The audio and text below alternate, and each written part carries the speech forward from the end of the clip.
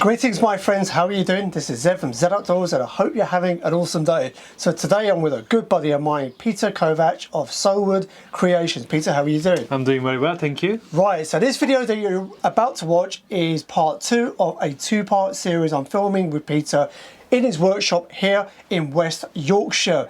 Now if you're not familiar with Peter, Peter is a full-time toolmaker and green woodworker, originally from Hungary, been in the UK for many years, based in London and now up here in West Yorkshire with his family.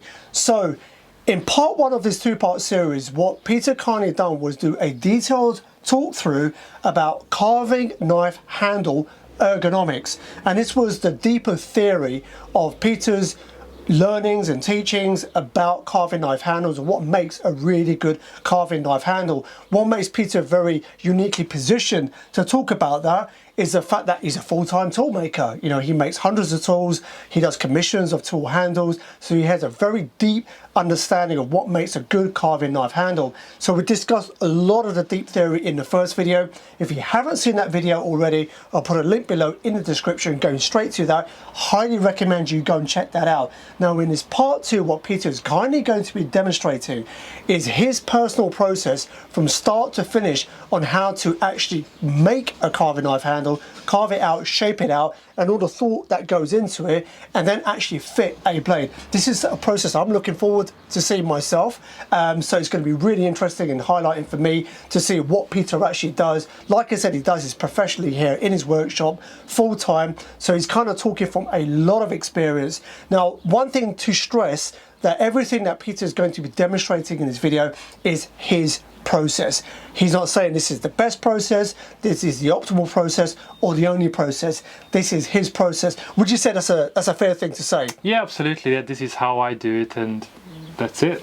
Yeah, so this is what works for him, and it's an ever-evolving process, as we discussed in the previous video talking about the ergonomics. So Peter, with your kind permission, we'll get started. Let's do it. So guys, without further ado, I hope you enjoyed the rest of this video where Peter Kovacs of Soulwood Creations is going to be teaching you how to make and fit a carving knife handle.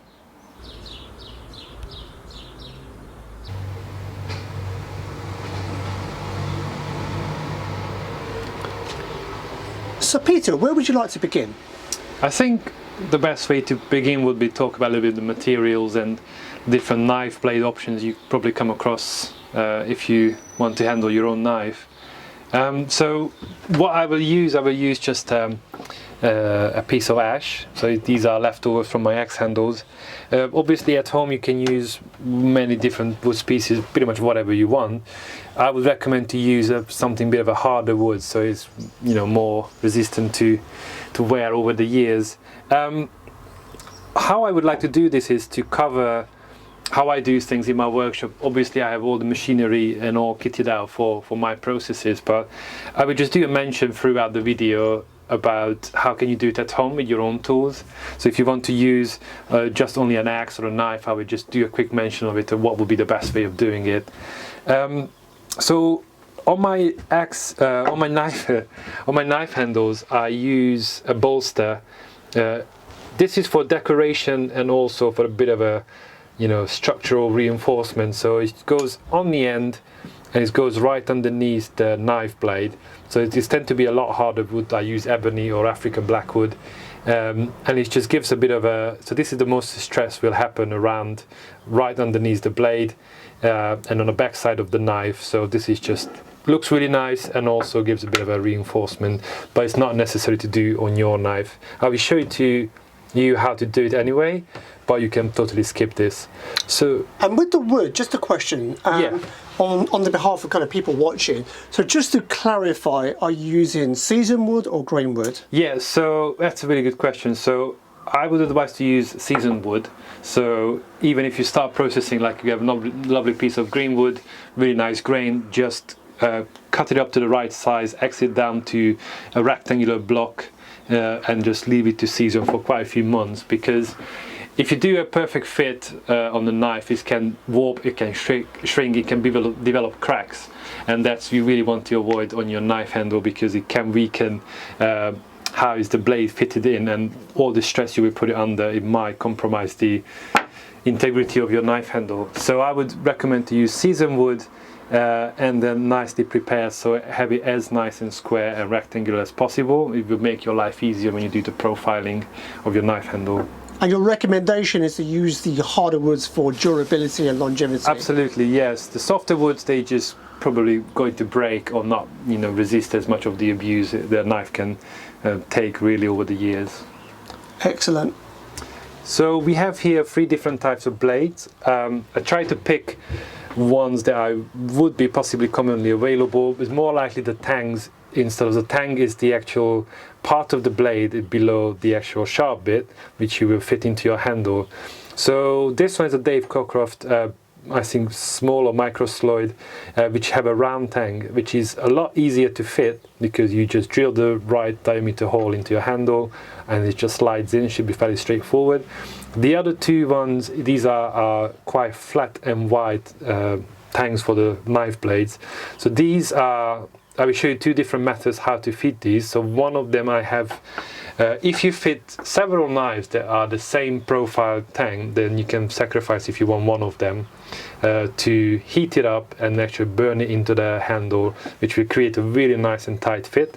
Or the other method, which I will probably do on the Mora, is to draw up your tang shape and then you drill several holes and you connecting them together, thus creating the slot for this sort of tang. So to start out with, I will show you how I fit my bolsters to the handle. With this process, sometimes it depends on what sort of wood species you're using. I just tend to use PVA glue, which is a standard wood glue. If the bolster is like really exotic wood full of oils, it's maybe better to use like a long curing epoxy resin. But it's really, you can trial many different setups. PVA glue tend to work for me. It's end grain to end grain, you're gluing it together, so it should be a nice and strong bond.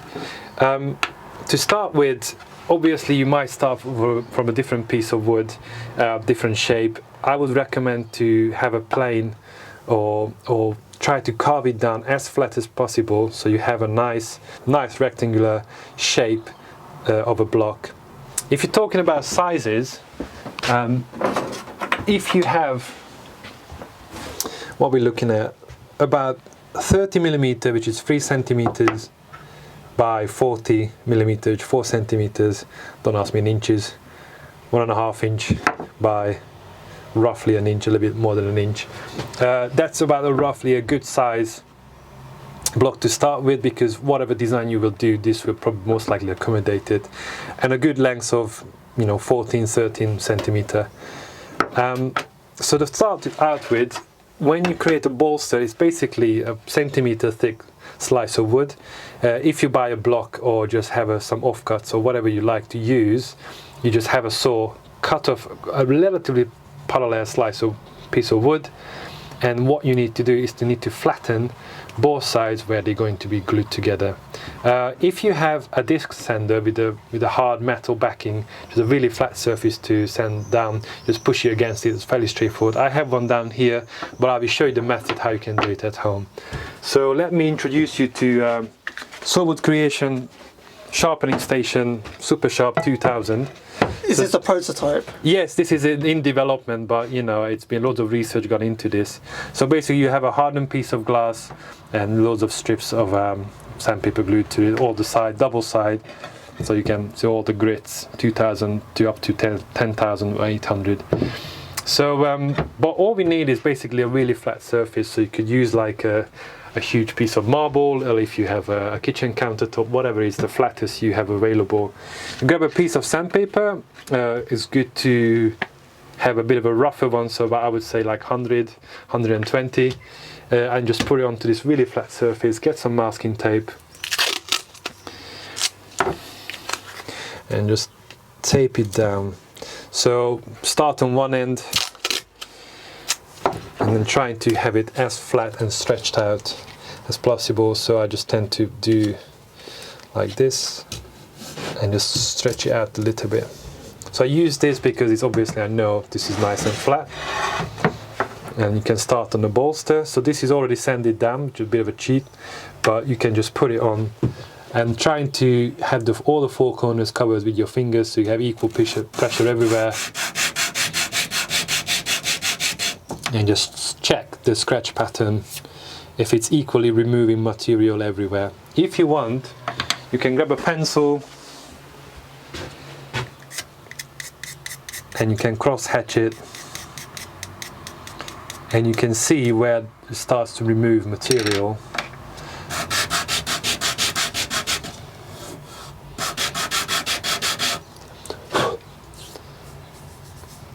So you see I have this scratch pattern on it remaining in the middle. You can do figure of eights, back and forth, circular. Just go to town until it becomes nice and flat. I have a little bit more left in the middle.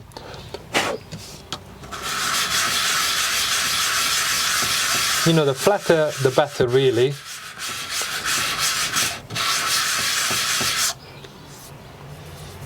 I've got a tiny bit left in the middle, but I'm quite happy with this.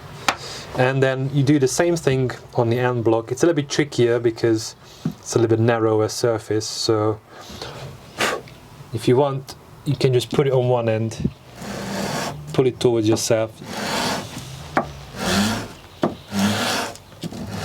Trying to avoid this chatter sound. So the noise nice and flat. If you have obviously a chop saw, it's really easy, or trying to cut as straight as possible and then flatten it down. So what we're aiming for is a perfect fit. So if you put it towards the light, you should not see the light shining through in between them, and you have a nice fit without any gaps all the way around. So this is the relatively quick and easy part. The next step would be to glue these together. So as I said before, I'm using PVA glue. So just a standard PVA glue, and I would use a clamp. So let's do this. Just a bit of PVA glue on one end. So a big bunch of lollipop sticks. They're quite handy, heavy around the workshop. Is that your excuse for trying to eat a lot of lollipops? Yes, either remaining ones, or you can just buy them as a big pack. It's just as a trade secret. Yes, yeah, it's just, you know, disposable, environmentally friendly spreaders, and just general good to have. So I'm using PVA glue on both sides. You apply generously, but you don't want to have it like really bulging. Just a nice even coat, and then you pop it on top. Because now this part is a little bit trickier, because when you put it into the clamp, or there's two ways of doing it, but I prefer the clamping it together. You have applied more pressure, so more glue will be pushed out on the side, and you have a better bond. If you want a quick fix, you can masking tape it down. So you push it downwards, apply quite a bit of force, trying to have it lined up nicely.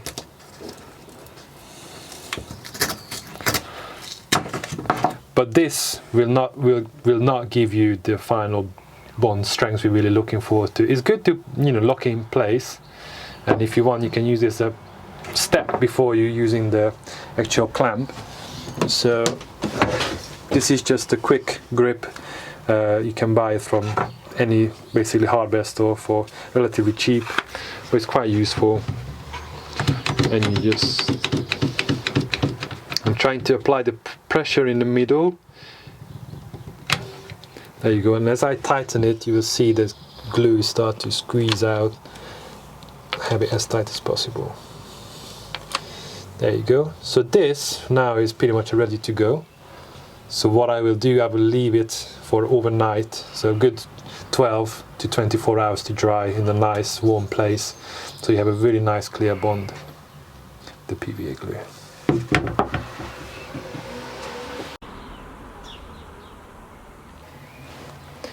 So this is obviously a different piece of ash, and this is an ebony piece, but this has been fully cured.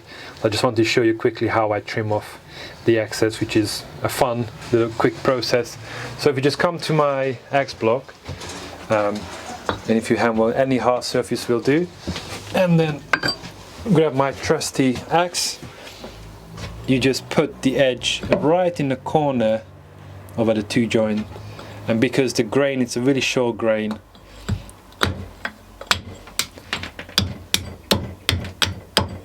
you can do this with a sanding machine, but this is just quick and easy.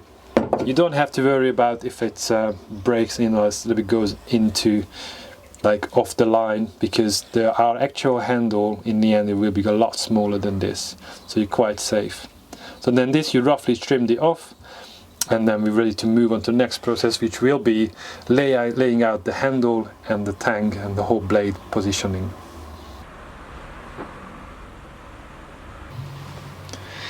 So for demonstration's sake, I will use this blade from Josh over at Greenhaven Forge.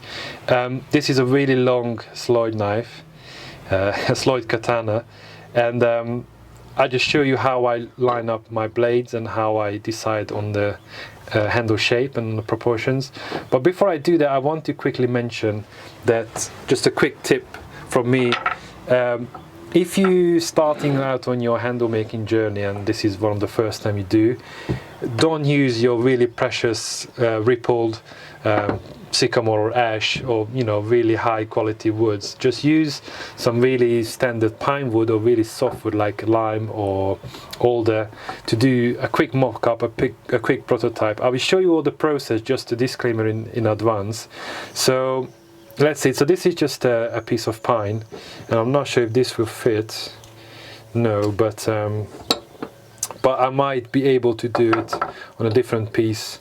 So what I did, I just drilled a hole into this pine, I carved it really quickly, and then you can actually give it a try how it feels in the hand, maybe carve a little with it. And if you don't like something, you can just grab a knife and really quickly adjust it. It's really soft wood, you can really carve it like butter, and you don't need to worry about it being too precious, because obviously the final piece of wood you would have, you would be like really careful not to mess it up. This one, if it goes wrong, not a problem, you just move on, throw it in the bin, burn it, and you move on to your final piece. So this is really good, like it's called prototyping in the design world. So these are my iterations, my previous designs, and then making many of these. I made about 10 of these, and none of them really worked out how I wanted it. And then I came to the realization that if I change a few things, tweak it, cut this off, I came up with a really nice design I really enjoy using. So to start out, we can use a block of pine or a block of really soft wood and just make a quick mock-up prototype following the steps I'll be about to show you. So having said that, let's move on to the real deal. To start with, you need to consider the size of your blade and what sort of obviously handle design you would like to use. I will use the ones I'm really happy with so far. So this is the standard design I use, or mine, which is this is the medium size, so there's one even bigger than this, but I think proportionately this will go really well with these blades. So what I'm looking for here is a few aesthetics and functional decisions I need to make. First of all, the width of the knife, so right underneath the blade. I want to have enough distance, if I put it on top, enough distance on the front and on the back that have plenty of materials which will give strength to your knife. So if it becomes really thin, let's say like so, there's a good chance that this will break out as you would push it in and you have applied plenty of force. So you're trying to have it, the blade positioned roughly in the middle, so you have equal amount of material on either side.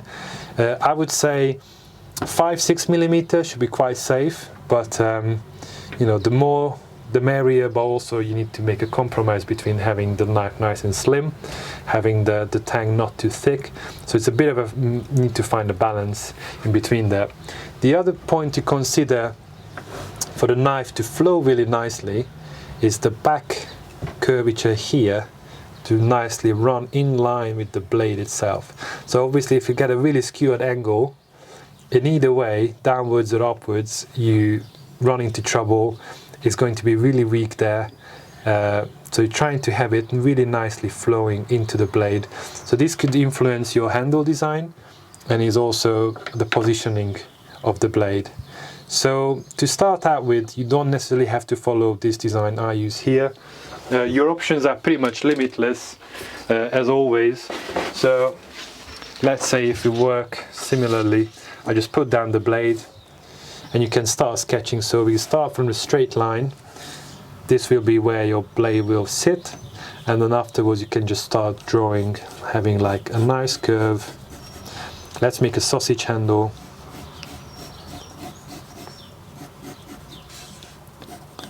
There you go. You got your beautiful handle already designed. Yeah, so it's don't have to go crazy. Just try simple shapes. If you make it out of softwood, disposable softwood, you can make 10 of these, 50 of these. You can put in a little finger guard, have a little curvature there. This whole thing can come to a point this way, it can come to a point the other way. So your limits are not existent in this section. Just a few principles you need to look out for, as I said. Have plenty of space on the back and front. And hopefully that when you come up with your own design, when you finish it and put all the finishing touches on it, will feel good in your hand, and that's what's ultimately what matters. Just one question on this topic, you've got me thinking. So on your suggestion, which is a very good suggestion by the way, in terms of doing an experimental wood first, that you're happy to kind of dispose of, once you're really, really content with it. Yeah. Would it be a suggestion, and this is kind of me thinking out aloud, where on that same principle of using a softer wood or cheaper wood, to actually embed the knife as you're illustrating here and actually use it a little bit. Yeah. And to kind of, within the use of the knife itself, you then kind of see, okay, what's working on the handle, what's not, keep on refining, and then you end up with a handle that you're largely happy with. Would you say that's a fair suggestion? Yeah, to make? absolutely. That's exactly what I would do. So even if you want to be a little bit of a savage in a way, I'm trying to find a handle which I can fit the blade in. So yeah, so I would say just have a piece of wood which is really soft and really not so precious, and you can use a trial fit. The fit doesn't even have to be perfect or have to be pretty, but this moment already you can see gives you a visual feedback of if it's going to work aesthetically, and you can start handling it like, oh, this is really thick here, it doesn't really work there, it's a bit too bulbous, and maybe not in proportion with the blade itself. And then you can use like a hot melting glue gun to just like squeeze some in, push the blade in, and then you can give it a little go.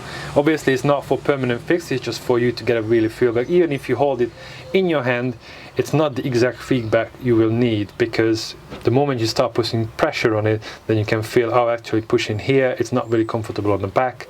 So you just want to have a really nice accurate feedback of what's going on, and you can modify it.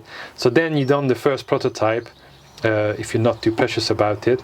I would wrap some masking tape around the blades to make sure it's nice and safe, and you can just have a chisel or an axe and just split this off.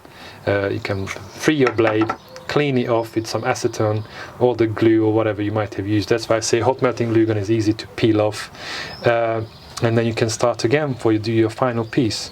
So this is just a sacrificial piece. You won't cry over it, and then you can move on to your nice. This is a bit of a ripple sycamore, and then you can do your final piece on that.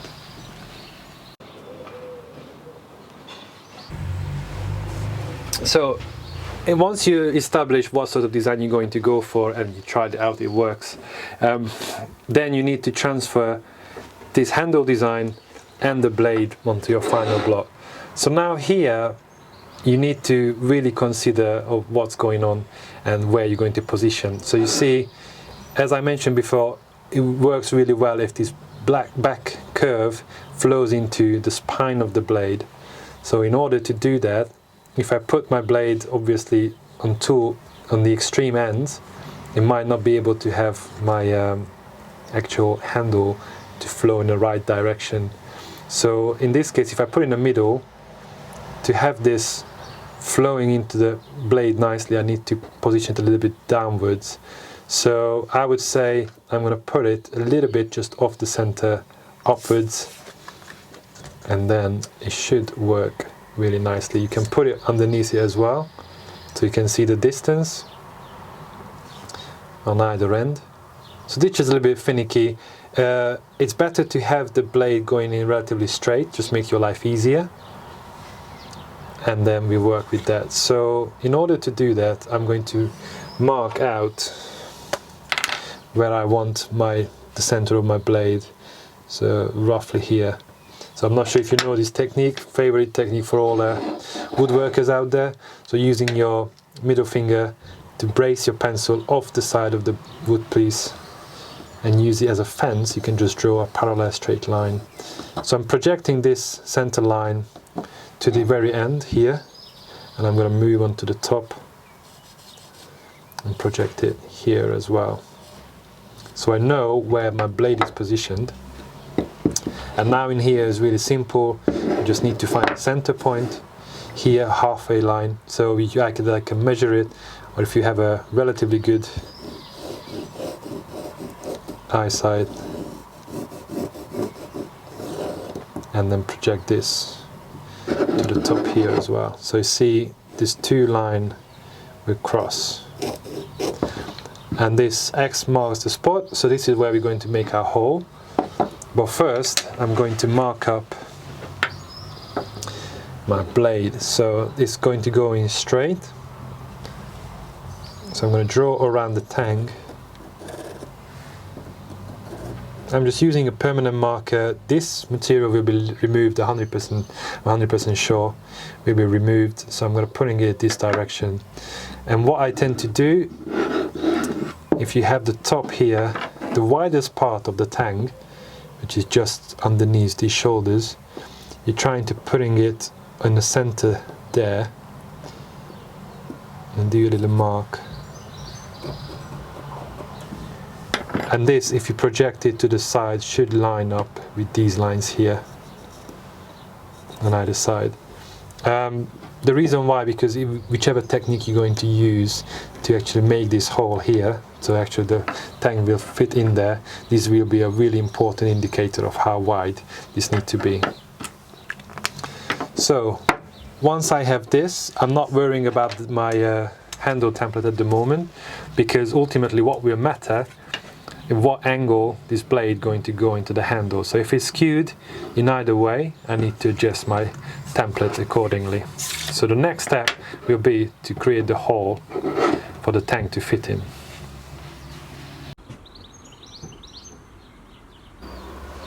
So I would like to grab this opportunity to show you what I mentioned earlier, the different type and different ways of fitting the different type of tangs into the handle.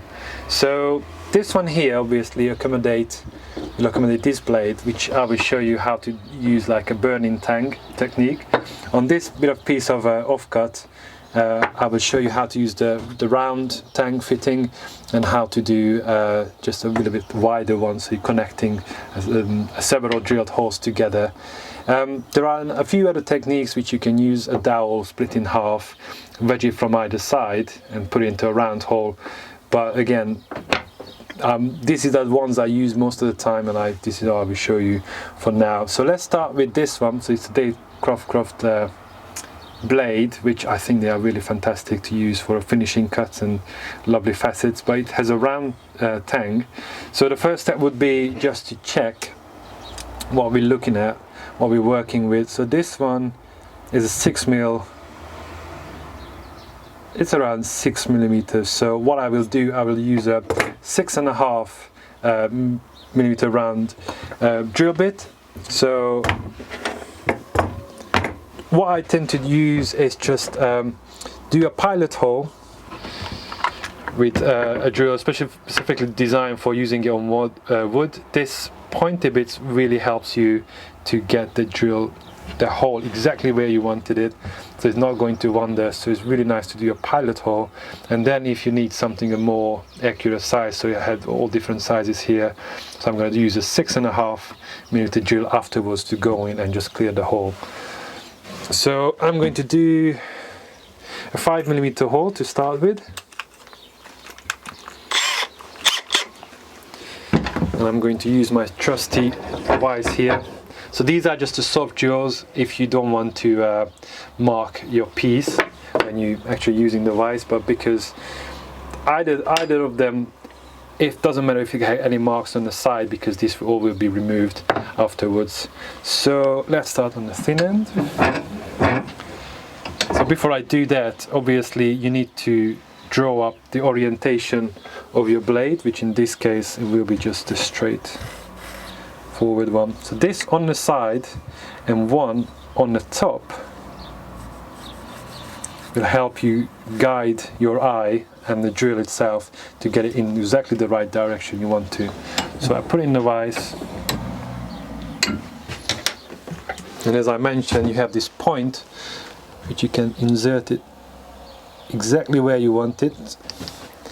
And now at this point I will line up my drill bit and my drill with this center line on the top, and looking from the side a little bit like a top view, you can line up the side as well. And this part then obviously can go a little bit up and down because you're on your own.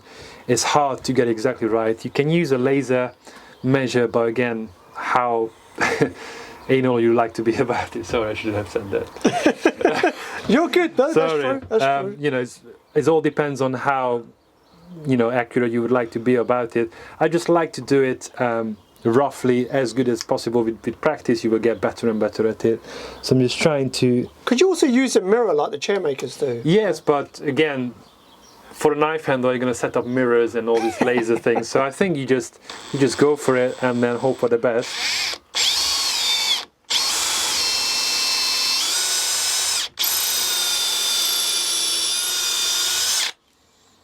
Yeah, see? Smoking hot. What we do next, this was the 5mm, and then we move on to the 6.5. So a question, how far are you going in? So this one, because obviously I'm just doing a demonstration, but I think when I do the final piece I will really get into the details with that. Okay. It's just roughly showing the process, not really bothering with depth or anything, and just follow up. And theoretically, just make sure you empty it from all the debris, and theoretically this should fit in quite nicely. There you go. So now what we would check it for, so turn it around. First of all, you look down this line you've drawn up here, and if this line in line with the blade, I don't know, I haven't looked at it yet. It looks pretty good. Maybe it's... No, it looks good. You look from the top as well, if it's lined up or you think it's skewed on one side or the other. And then the next thing you look up if this line is roughly following the tang. I think it looks really good. So, which means that if you pull out the blade, so beforehand, if you want to measure how far you want to go in, just do a little mark there, and then this is all the depth we need, but I will show you how I do it on the final piece. That's why good to do some practice even, make sure that everything is lined up, and maybe an issue you haven't thought of before. So the second type is the standard Mora blade, which is readily available. You can buy it pretty much from anywhere. It's very cheap, very good quality. So you see here the tang is quite flat and is getting really wide. So we're looking at, I think it's around 3mm, yeah, and it gets all the way up to 12mm wide at the neck. So again, the hole for this is going to be quite narrow and really elongated. So this technique I showed you before is not going to work, so we need to use a different approach. Again, I have my center line here. So what I will do, I mark up my blade, so you can actually, you see where it's actually going to the widest part. I'm going to put a marker on the front and on the back, and then also I know that this is the center line, so this will be the line for me to drill all my holes, and this will be the one end, and the other end I need to stop. It's really straightforward in terms of getting the width right, because you just pick the right drill bit. So in this case it's going to be 3mm. So you have two options. If you want to have a super tight fit, you go exactly the right size.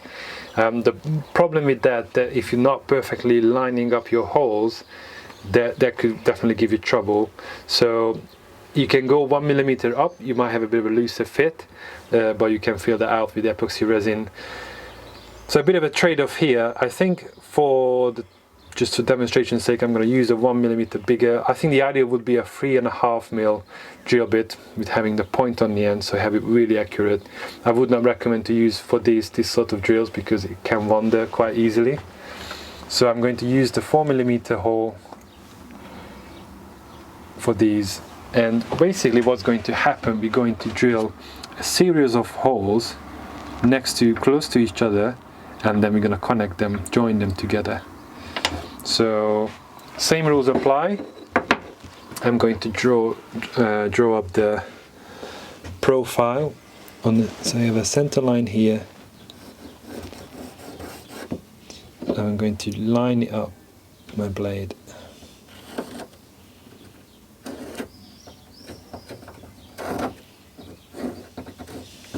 Okay. So the other thing I haven't talked about is how long is the tang need to be. Obviously the Mora knives come with a super long a tang which goes all the way through the handle. I would say if it's 2/3 of the blade length, but generally speaking, I think if you have a blade, no matter the length, and you have about 5 centimeter goes into your handle, you are very safe. So this is what we're looking for. So I'm going to drill a series of holes. In the center you see it has a little taper to it. So my center one is going to go straight down. And on the very end I'm going to do them in a slight angle, a bit of a skewed angle. So then hopefully in the end I will be able to clear it out nicely. So this side will help me with the angles. So the side profile and the top view here. I haven't got it yet.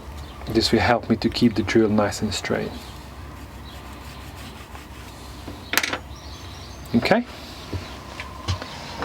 So it goes in the drill. Drill part. So you see here, I know how deeply the tang need to go. So do the end. So you can do a visual check. So you can do it like, okay, where roughly the thread ends, or you actually can just use a piece of masking tape to mark it up on the end here, which we can do quite easily.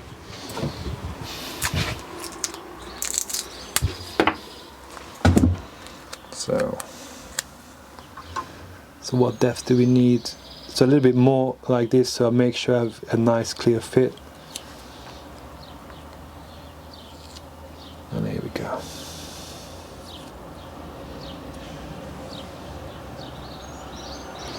So this doesn't have to be like super duper accurate, because a little bit extra, 2-3mm longer is not an issue. If it's a shorter, then you become actually causing some trouble for you. So if you look from the end here, I need to space out my holes really carefully. So you can do like mark it out in advance if you feel more comfortable with that. So then roughly, so where your first hole going to go, I tend to start from the both two ends, roughly mark the center line, and then let's hope that we will be able to. So I'm just marking so there's the center line there, that's the actual width. You can use a ruler to kind of space it out, mark it out, but I don't think so I can fit this here twice, so I'm just going to go through the middle and let's hope I can join them together. So I'm going to start on the bottom, doesn't really matter top or bottom, but for now. So I put it exactly where my mark is, and I'm trying to line it up, my line on the side, and having it going straight down. Probably you guys can see better from that angle than I can, but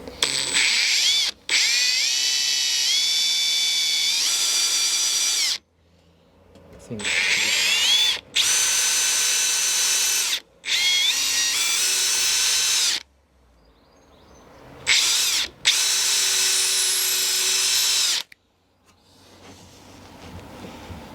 Do the same thing on the top.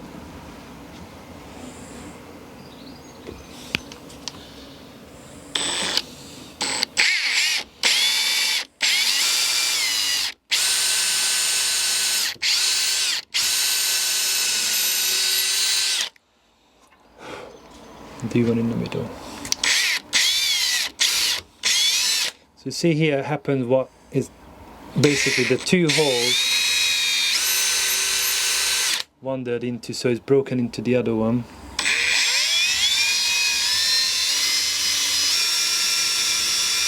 It could be because the grain, the wood, it just wasn't strong enough and maybe did it in the wrong angle. But you see I joined these two together already. As it's going further down, I need to join all of these walls together to one continuous slot. So for that, and this is, don't use your most precious drill bit. So if you have a whole set of really lovely wood drill bits, don't use these, because there's a chance, the thinner you go, the higher the chance you actually break it. So I'll show you why.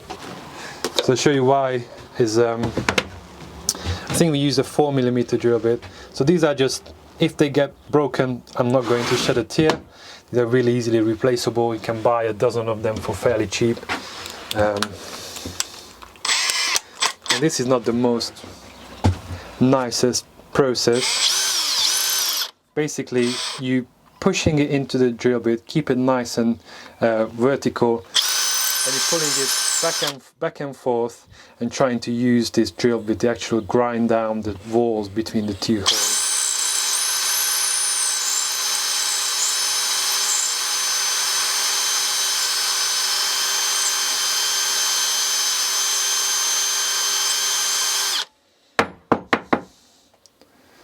Like so.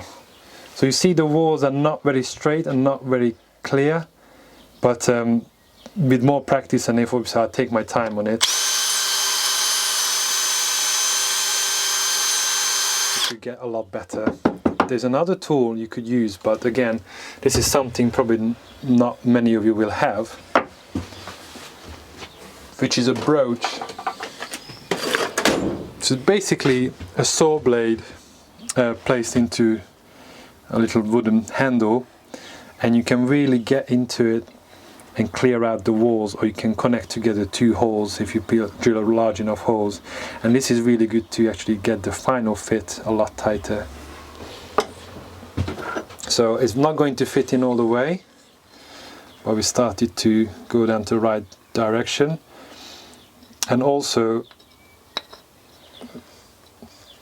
the holes at the bottom of it is not going to be joined together, but we just need to drill in several more occasions and then just join together all of those holes, separate holes. So I go quite deep in and I apply gentle pressure to push it down.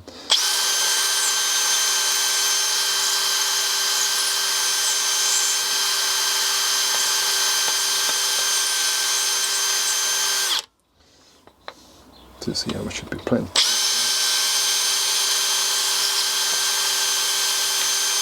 So I think I'm not going to spend any more time on this because it's actually not the technique we were going to use on our knife, but I just really wanted to show you the basic principles and how this would work.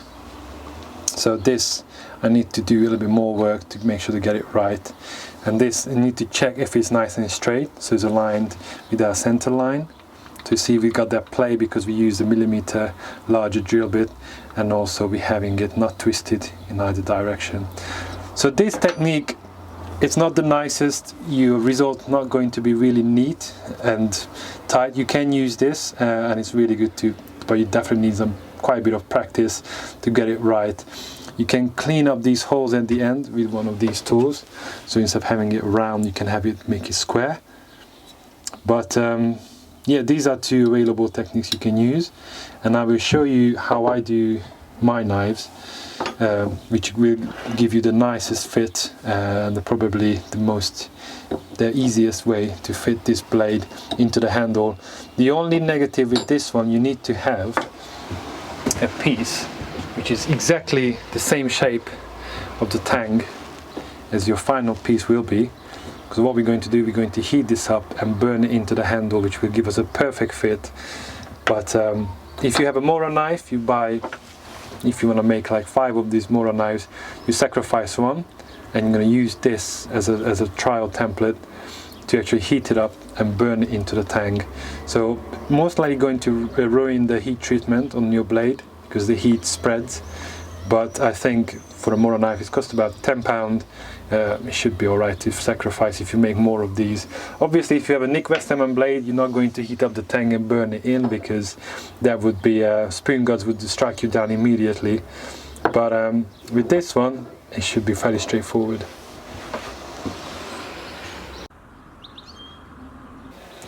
So I will show you now how I do the burning tangs on these knives.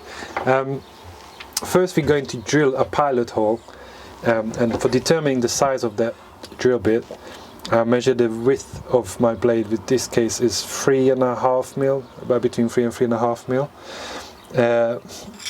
and then the width of it. So obviously if we go larger than the width of the blade, the thickness of the blade is going to show on either side.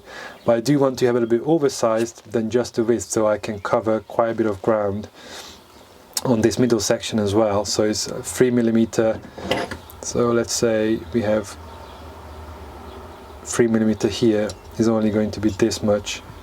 And it would be nice for the width, the thickness of the blade, but it's not so good here. So I'm going to do either 3.5 or 4mm, which is not a big difference, but it's actually could be quite beneficial for us when we're actually pushing in the blade. So it's going to be easier to position it. So I decided to use a 4mm drill bit for this, and now again we need to decide how deep we're going to go. So obviously I want to have a little bit overhang on the end, so you can also use the masking tape as I showed you, or you can just use a permanent marker on your drill bit, which is going to be here, and then just mark it all the way around. But because you're also burning in the tang, it's just going to burn out whatever needs to go, but just, you know, it just makes it a little bit easier, the whole process. So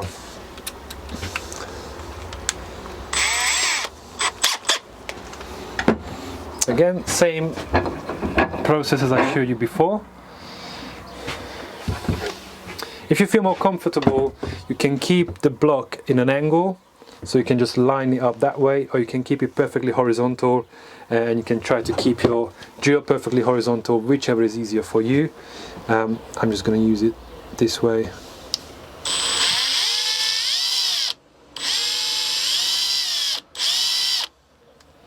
So I'm trying to line it up.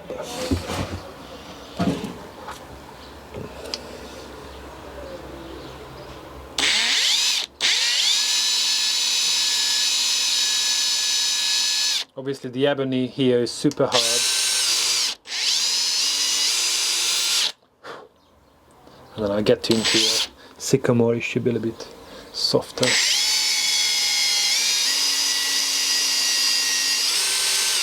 I pull it out every now and then so you can get rid of all the wood shavings.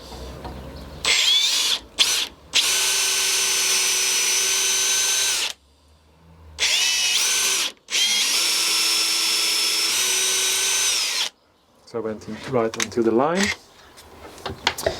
So now we have a 4mm hole, which will, on either end, it will be a little bit proud, but actually not so much of an issue. So now comes the fun bit. So Josh really kindly provided these little blanks for me, so I just make sure I have the right orientation. You have this little cutout for the front of the blade, so I'm going to orientate it this way, just facing up.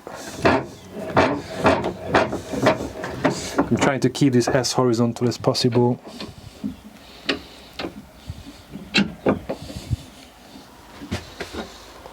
So then I have the orientation here, so this is facing forward, so I'm going to push the blade in like so. I want to see where the center line is, so I'm going to keep it in line. So you can look that this line will be parallel with the jaws of my vise, trying to keep it this horizontal with the blade. So it will be a quite tricky part to push this in, but again, with practice, you can also practice this on softer wood. With practice, you should be all right to do this. So now let's get flaming hot. This one here is just a blowtorch.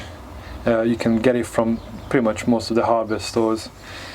This Map X gas burns a little bit hotter than your standard, the blue canisters you get. And that's what we want. You just want to be able to heat it up quickly.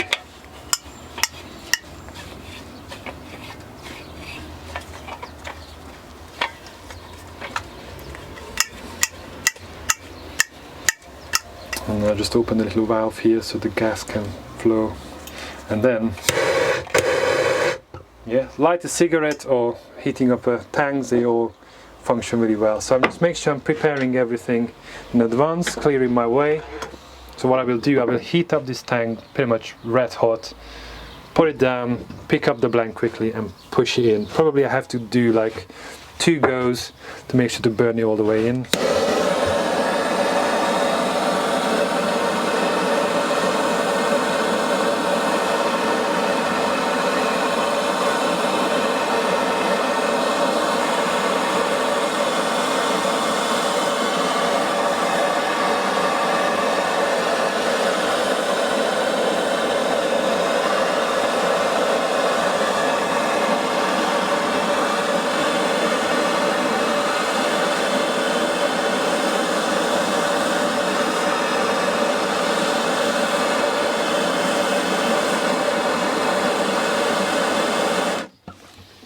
We're pretty much red hot, line it up quickly. Try to not breathe too much at this point, it's not quite hot enough.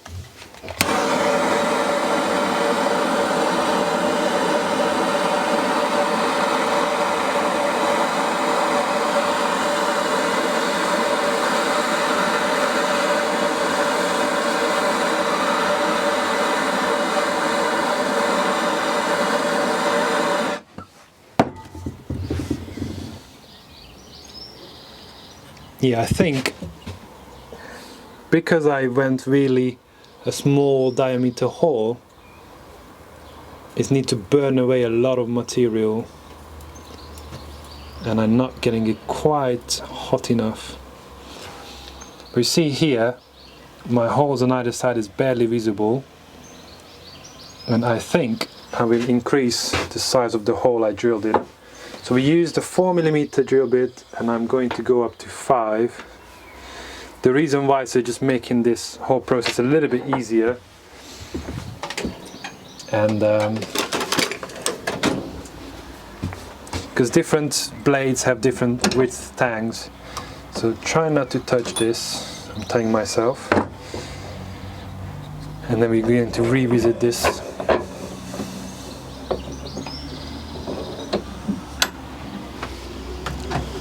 To line up the same kind of hole with 5, or probably not all the way 5, but like 4.8, and just makes our life a little bit easier.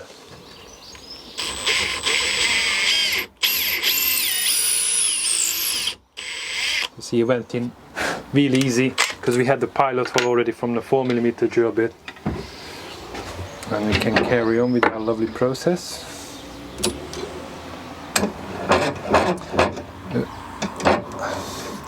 I haven't really doing this burning in style for a while, so I'm quite new to this. There's probably many people out there who do it a lot better than me, but again, we're learning, I'm still learning, and let's hope it works out.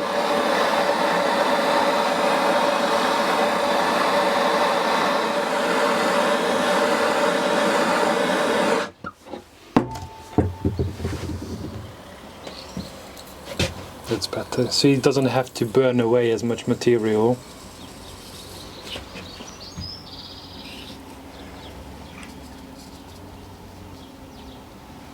I'll smoke you out, Zed. You good? Almost. Almost. Don't breathe. So this is how I should have done first place. So it was a bit too much material to burn away. didn't really work out as well, but I'm going to heat it up one more time and we should be able to go all the way in.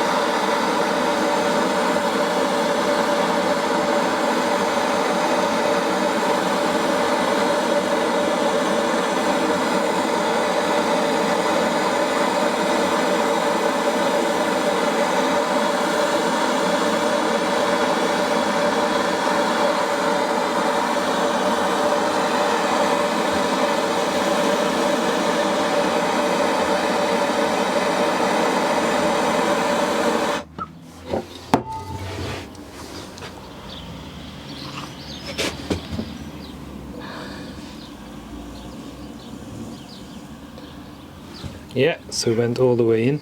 I'm going to move it a little bit left and right, just a tiny bit, so give me a bit of a clearance and wiggle it around. As it gives us space for micro adjustments and also just a bit of an extra epoxy resin to go in. So we have a nice hole. Let's hope that this will fit in there quite relatively easily. So when we're pushing it into the blade, try to make sure that you have a really sharp blade with a really tip, and you can really enjoy yourself at this point. So try to be really careful. This goes in nicely. Good. So I'm going to cool this down. Just keep it on the safe side. I'm going to go to my quench tank. Sorry, Zed. Rainwater, and now it's safe to handle, so oops, goes back up there. So at this point you can wrap your blade with some masking tape, just a bit of an extra protection, protecting the blade, protecting yourself. You can always rip it off any time. And what I will do now, I'm going to use the soft jaws.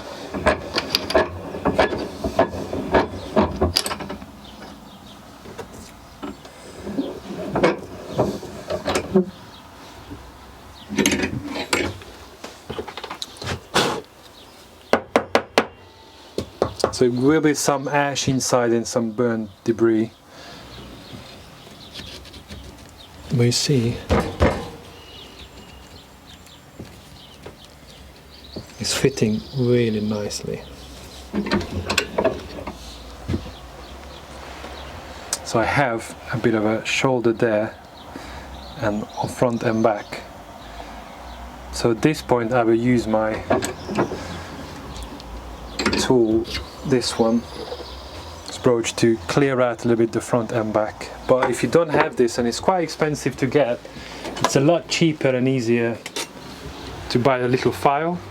So this is roughly around, I think should be just the right width. Yeah, so I'm going to show you how I clean this out. So now we fitted the tang into the handle. So I have a tiny bit of shoulder there, which I will tackle now. And you might see that we had some cracks in the bolster. I think the extreme heat, it just split the wood. If I would make this to a customer or someone else, I would cut this off, refit the bolster bit and start again the process. But for now, I think just going to crack on, and the epoxy resin will hold it together, and maybe with some sanding we can get rid of some of it. The other thing happened, we have a slight skewed a little bit to the left, so I will also show you how to correct that issue as well. But let's just do the back. So I'm going to file out a little bit. Need some oil this on the back. So I'm using my brooch to remove it just on the back corner, so opening it up a little bit. You can use a file as well, just as well.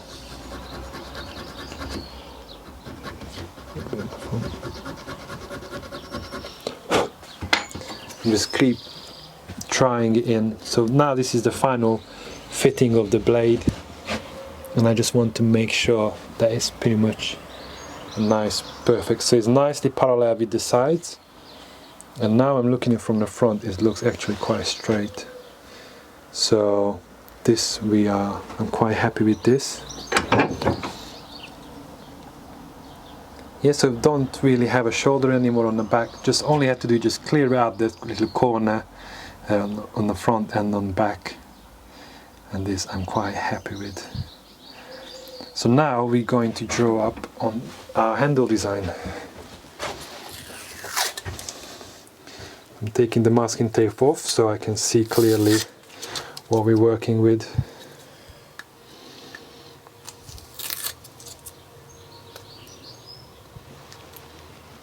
This is the stickiest masking tape in whole West Yorkshire. So there you go. So now this we need a quite clear view from the top. And at this point I will mark so where the front of the blade kind of touching the bolster and the back of the blade touching the bolster. This will be an indication projected to the top, will be how I need to place my templates. So let's just do that. I will grab a pencil. So this comes from here up to this point. And I can do from this side, trying to do so you can see as well, up to this point. So these 2 points, I need to have it within the width of my template. And this point now you line it up that the back of the handle runs with the blade. So you see here I need to drop it down quite a bit, pretty much all the way to the bottom, to have it running really nicely. I'm not sure if you can see that on the camera or not. Happy days. Cool.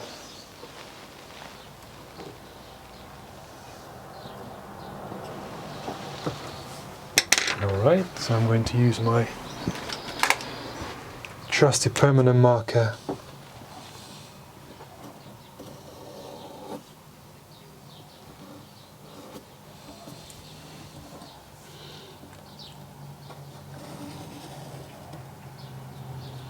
So as you see, it's not going all the way to the end, but it's not an issue really.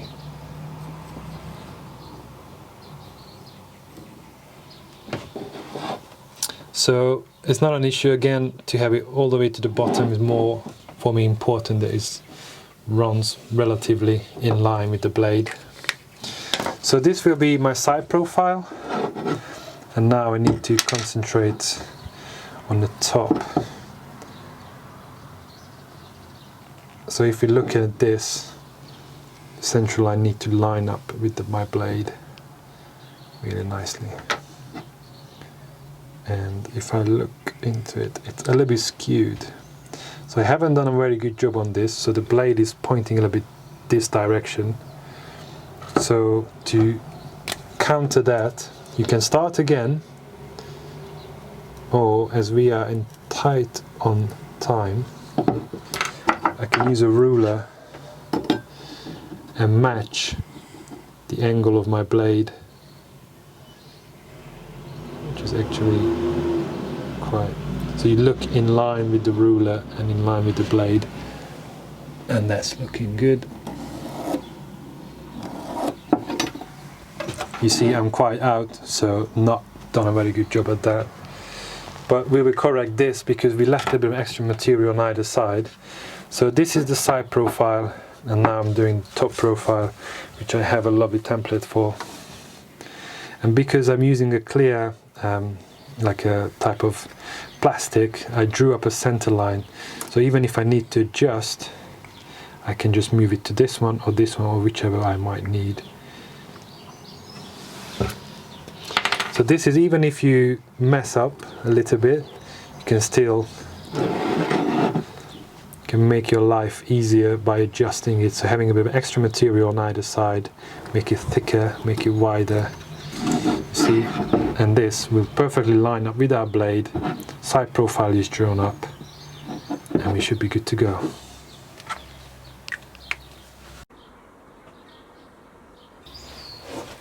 So we drew up the two profiles on the top and on the side. I mainly did this for you guys to see the process, but obviously as I'm cutting this out, this drawing will disappear.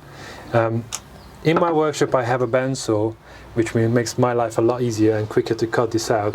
At home you probably won't have a bandsaw as a green woodworker, or it's a good tool to use, maybe a coping saw. So you put it in a vise and you just cut it out with a coping saw. It might take some time, though you get quite good results with it. If you're confident, you can go with an axe and use another knife to carve it around. Depends on what sort of setup do you have. I will show you how I do it on my bandsaw because I'm into production, so I will make many of these at every given time. I'm going to start on the side profile to cut it out this way, and then after I will redraw this little bit skewered center line, draw up the top profile. With the top profile you can go quite fat, quite thin. You can move the widest part a little bit further down on the handle. It's kind of, for me, it works well around, what's this, like just underneath the half, so a little bit off center, so towards like 1/3 or 2/3, whichever direction you look at it. It works out for me quite well like this, and obviously it tapers to the very end. So let's do this. PPE, that's what it's all about. It's going to be super loud, so Zeb probably have to do something with the sound.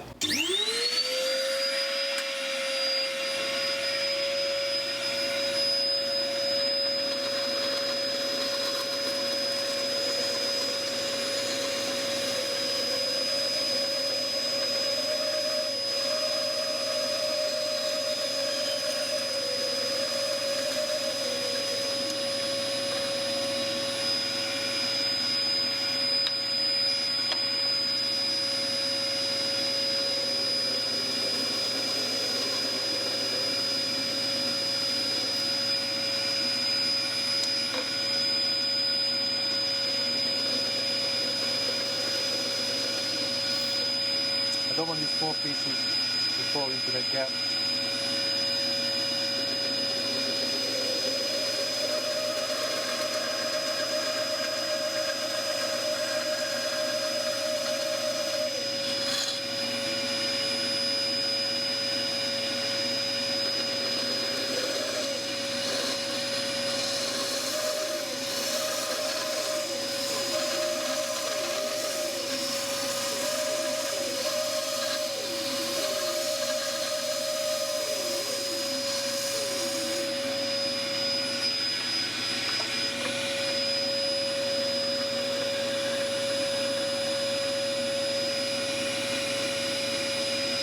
Okay.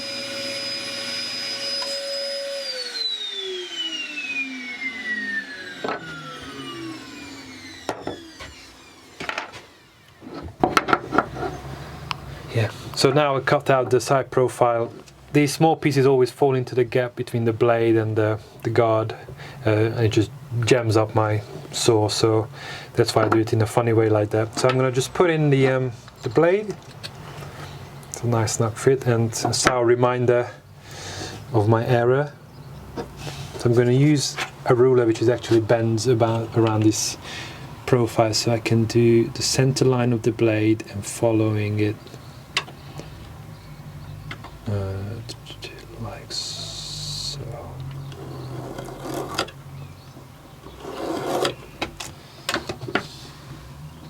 This looks good.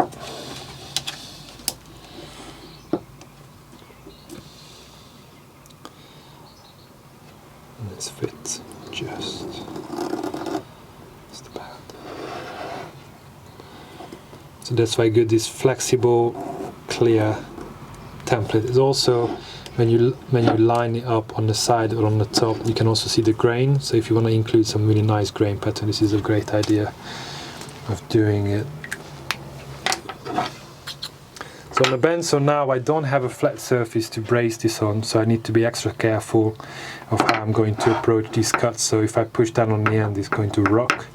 So I tend to do to push down the front, push into the saw, flip around and really push the end down so it can't really push it down as it cuts into it. PPE.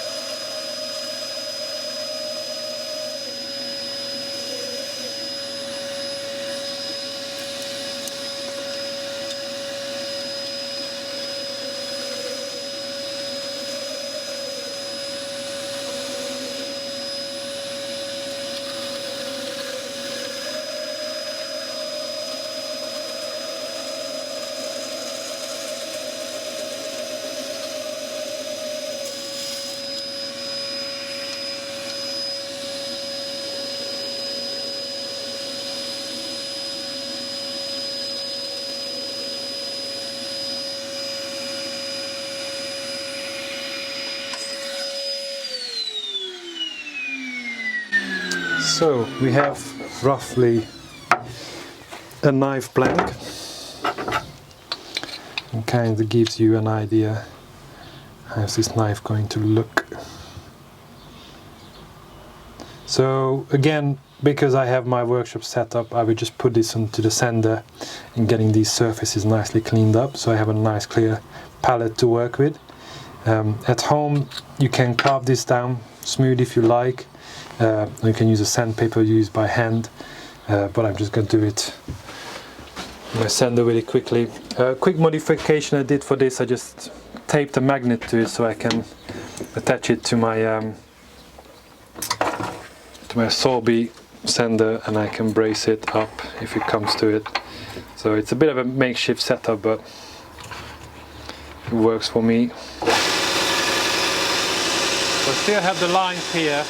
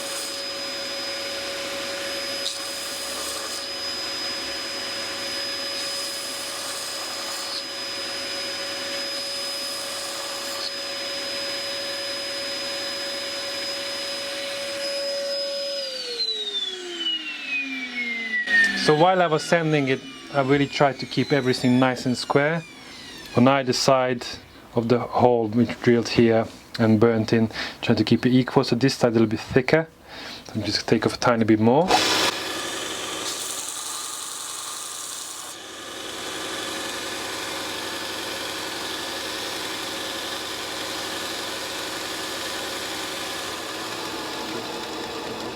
So I'm going to finish this by hand with hand tools. There could be a tricky part if you have like a really highly figured wood, let's say this yew, there is no way you can finish it by hand. We're using hand tools because the grain is just going absolute bananas, so it will tear out. Maybe it works fine here and then tears out here, so really hard to do it with hand tools, so that's why I use probably a sanding belt for this. So I can do this whole process with a sanding belt. That's how I designed these whole knife and all the facets on it, so I can do it on the machine.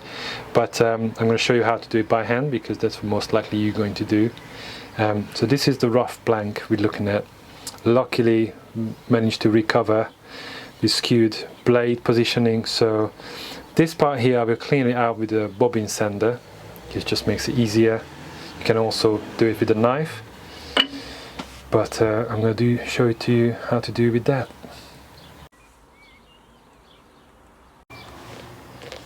So now I'm going to clear out this curve here. I'm using a bobbin sander. This will be noisy as well.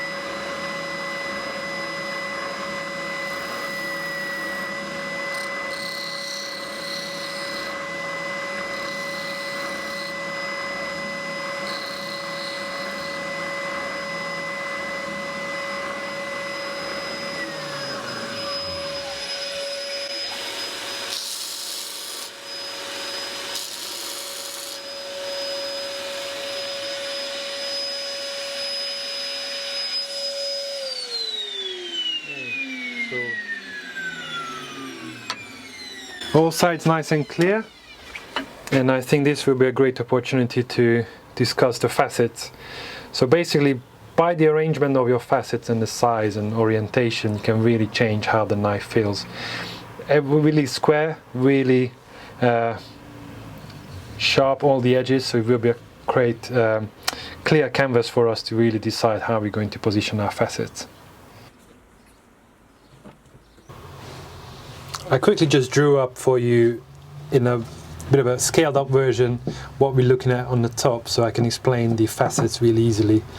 So as I mentioned earlier, for our knife to work well, it's quite important to have the front facets a bit elongated and pointing, facing the same direction as our blade will face, and on the back it will be a little bit rounded off more, same way. So as we'll face this distance here, it's a lot narrower, and on the back it's a lot wider radius, so we accommodate for that. So in reality, and this is our center line here, I will establish one large facet on the two sides on the back, which at a later date I will break down two more facets, still keeping it quite wide, but a lot more comfortable to hold. And on the front I will do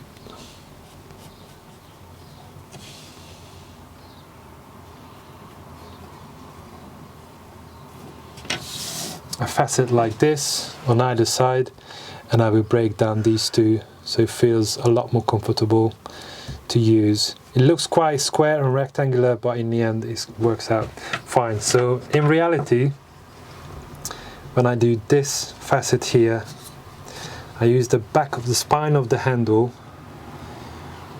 to line it up with pretty much the front of my hole for the tang, and I just follow it across there. There's one. Same thing on the back. Two. And to be able to do this, the same. So basically you can set this distance. You can do quite narrow, you can go quite wide, but I tend to do it just by eye. It's probably about 4 millimeters.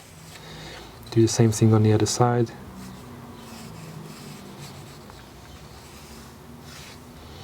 Same thing on the top.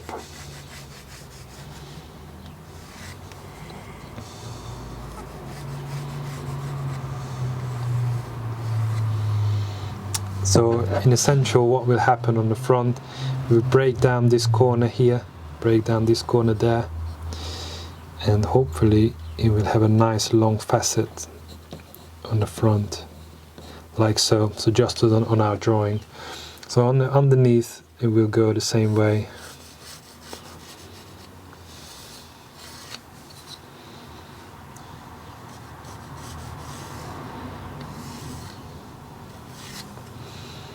Obviously at this point it's nice to keep everything nice and symmetrical. So if you stick to our center line, when I reshape the initial rough shape of the whole knife, it will be a lot easier to keep everything nice and symmetrical. My plan is to show you one side how I do it on the sander, and the other side how I would do it by only using hand tools. So one of the changes on the design to keep this not having this recurve on the end like on this one, when I sand down this initial facet, in here it would be really hard for me to follow it along for a really nice continuous line. So by removing this recurve bit on the end, I can just follow the whole curve in one go on the sander. So this was one of the main reasons why I changed it. So let's just do that.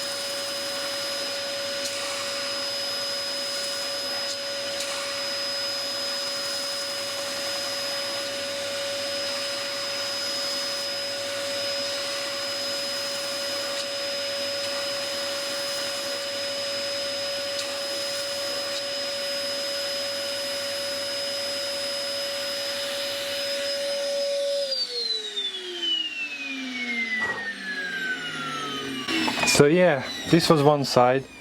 You can see there's a really slight like rippling effect on this sycamore. Nothing major, but just something a little bit make it more exciting. And then do the other side. We're gonna use this Pattern Maker's Vise, which is available on Axminster. This is a really handy little device because the jaws are moving separately, so they're turning, so they can pick up pretty much any shape. Well, not any, but most shapes. So you know, if it's a tapered piece, you can just grip on it really nicely. One of the plastic, face here already fallen, so I replaced it with leather. What I will do now is to put it in a slight angle so I can get to that facet on the top. You can do this with a knife really easily, not a problem. But when I do production carving, I would prefer to use a spoke shave because it's quicker and easier. Yeah, so this one is a Varieties spoke shave, really expensive, but a lot of joy to use. This one with a flat bottom, so you can create nice flat surfaces. You can adjust a little bit more. So you see, I'm only going from the highest point, so it's going downhill here, going downhill there.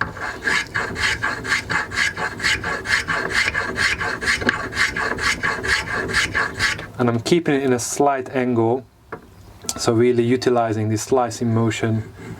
You can have really nice long shavings this way. Turn it around.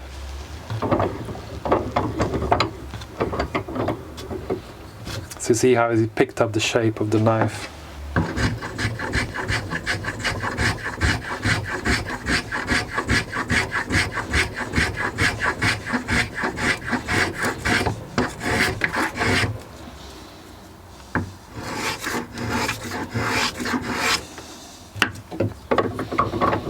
So we have a similar result there on the other side. Obviously here, because I was a little bit intimidated by the camera, it went a little bit further in, so I can bring that further in as well. We'll do that afterwards. Let's try to take this off. So I'm going to check where the grain goes. You see here, might be able to see that the grain, this kind of pattern, that runs in the side. So I assume if I come this way, I should be more successful. So not tearing it out. It could be a lie. Let's see.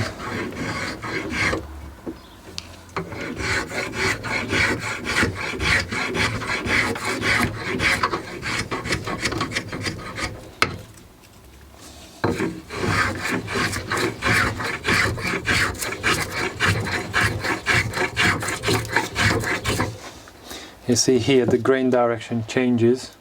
That's why I get these tear outs here. So I'm going to flip it around.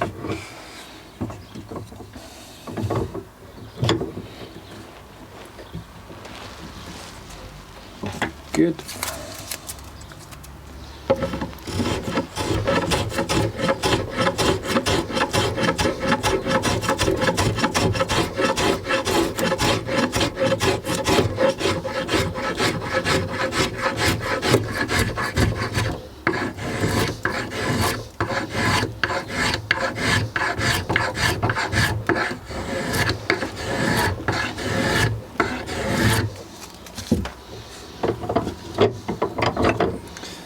I have some tear outs here, so it looks like I need to tackle this with a knife. It happens with the rippled stuff, they tend to the grain changing quite often. But when I'm sanding it down, I have no issues like that, obviously.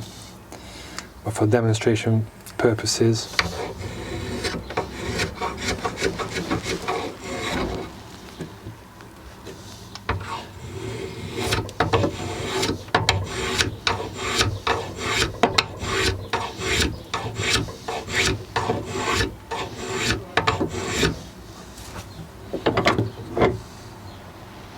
Not too bad, so I need to do the ends a little bit. So you see between these two facets I have a really rough surface. I could have cleaned off all the surfaces really nice and smooth, but this whole cross section will be reduced quite a bit, so I'm not really bothered with them just yet. On the bottom section, because I'm going to put quite these facets are going to be even bigger, in the end I'm only going to be left with a thin strip, which is a lot easier to finish off with a knife, and these surfaces as well. So I'm just going to go and touch up, I think maybe probably this surface a little bit.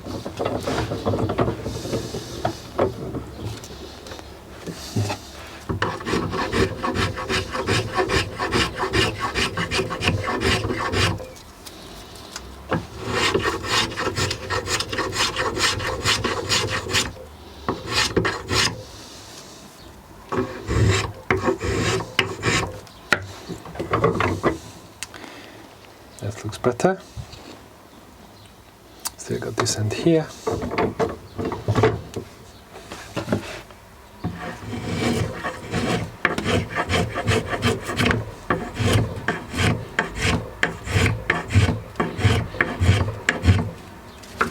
I'm not bothered if it's not a perfect finish.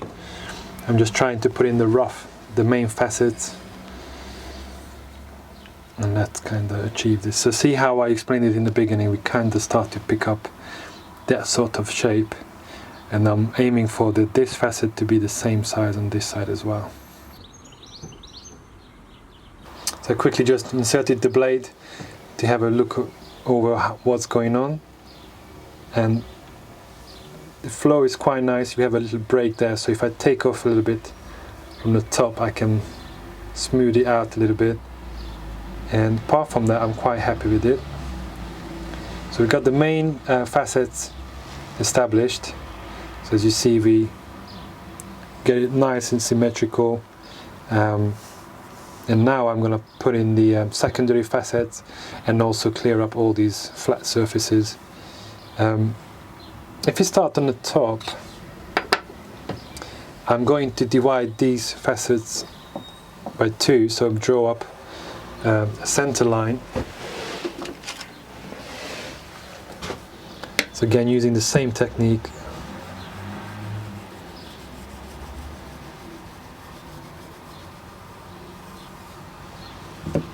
Same on the other side. That's why I'm not really bothered about the quality or the surface finish of these facets.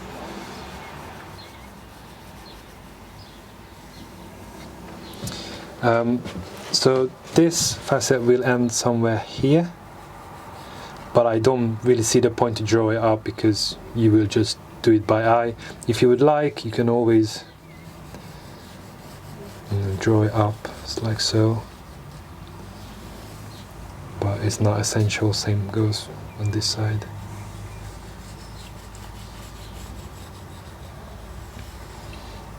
Yeah, and then we will leave this one here quite untouched because if you look from the top, it's not really a really sharp angle to really interfere with our carving, but this here, it's a major disruption. So let's put a nice big facet on here.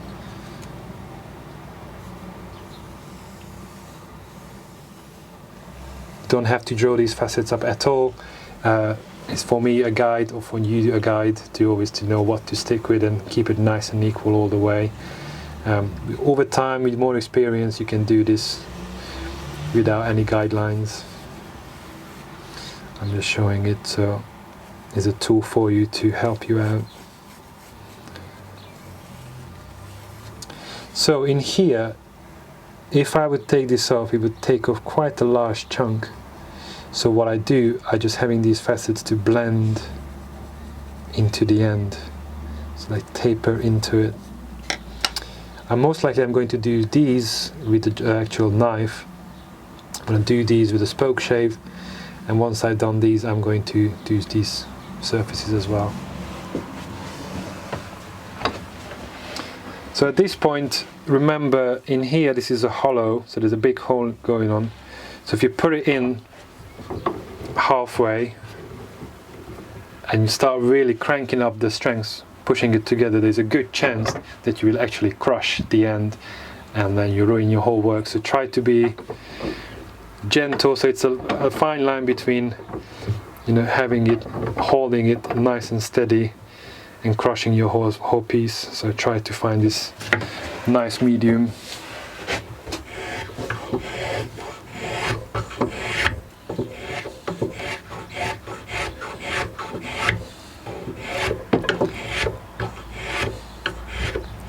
So you see how the two fat lines will merge into the center line.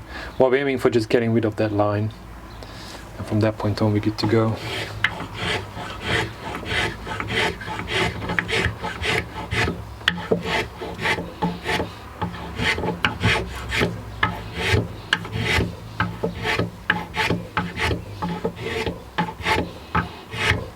You might find this part easier with a knife, depends on what tools you have available. And this on the top, I just really skim the surface, so not really altering the facets on the overall shape. So because this is the apex, well, the top of the hill in a way, so I'll carve from here downhill in the other direction, downhill that way. So I'm going to remove some of the top, we discussed earlier.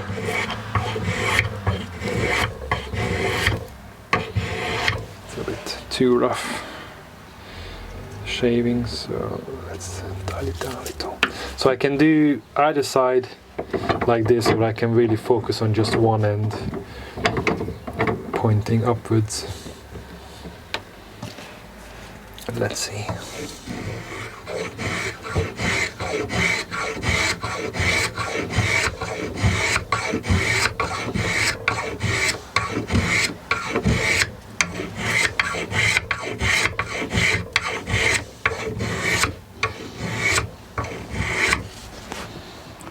This really nice straight line. In here the grain, there's a bit of a tear out, the grain is turning, obviously that's the top, the apex. So I'm gonna probably tackle that with a knife as well and do this side.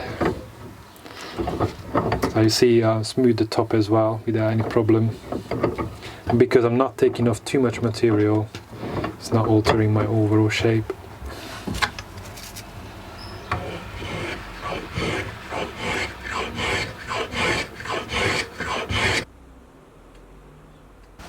So off camera I cleaned off the remaining sides, so the two side profile. We have two nice facets running down on the back, and I'm just going to establish these facets by using a knife, because so many curves here, it's just easier and quicker with the knife. So use a knife to make a knife.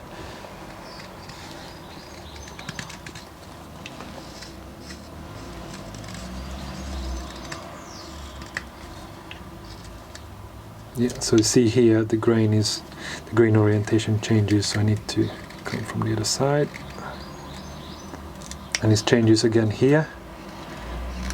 So with ripple stuff you get this a lot, so you need to be quite cautious of what's going on. So just in here it changes 1, 2, so 1, 2, 3 times.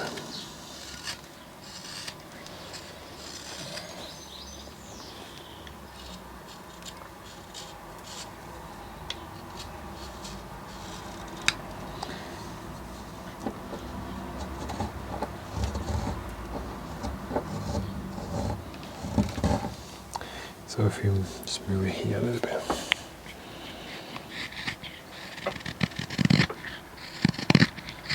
Using my packs as the carver's bib, it's not really existent, but we'll do the job for now.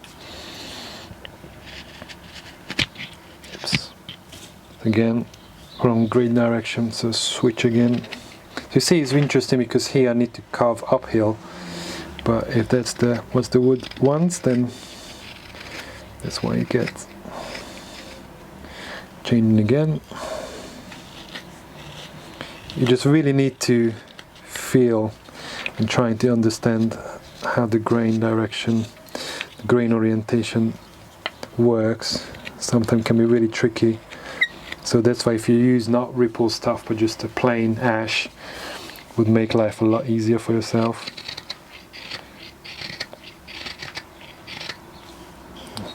Again, need to switch.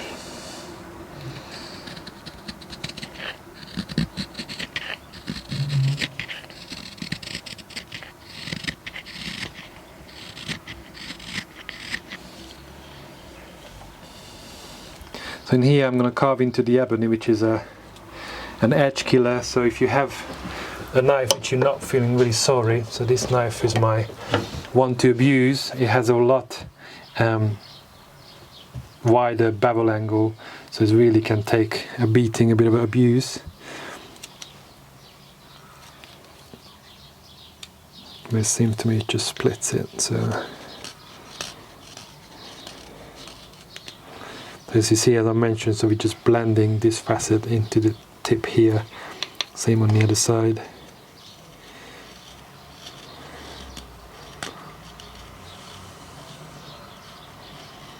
So you're constantly just being mindful about grain direction? You have to, otherwise it just rips a big chunk out and you will start swearing and everything. So you need to be quite mindful of what's happening.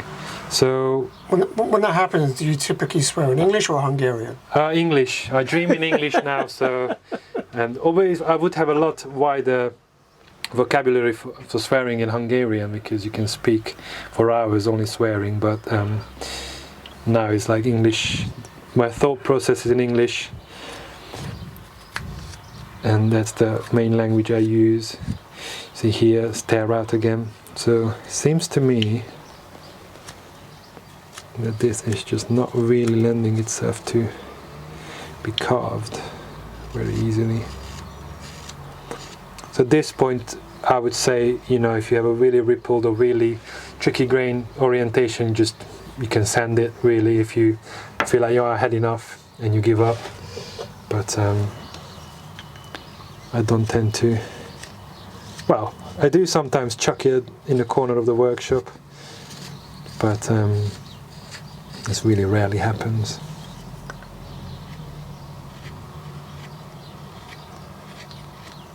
So this point on is you're just chasing the grain, and we want to have this facet line running really nice and straight, not this wiggly line, because that's just no good.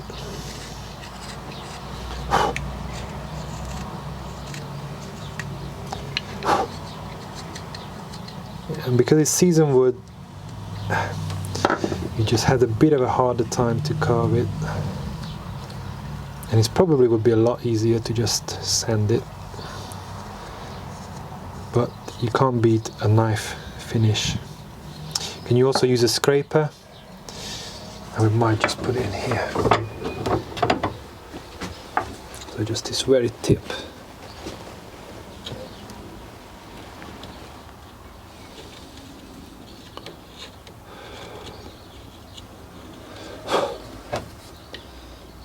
Blend it in.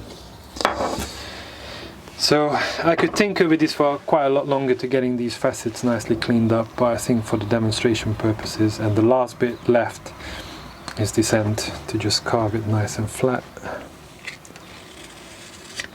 Get rid of the marks, the sender, and it also gives a really nice, just a bit of a character, that you can see the knife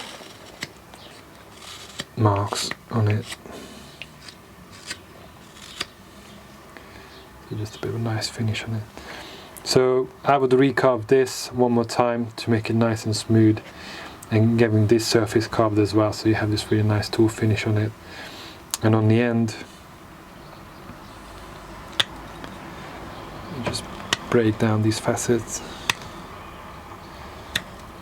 this sharp edge. Really simple, you're just trying to keep the same distance throughout, and you're always following the angle or whatever you have on the end.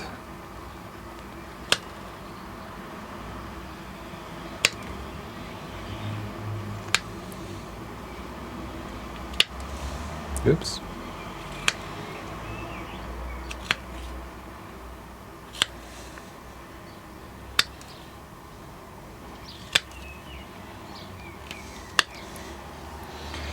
So now it's started to look a nice carving knife.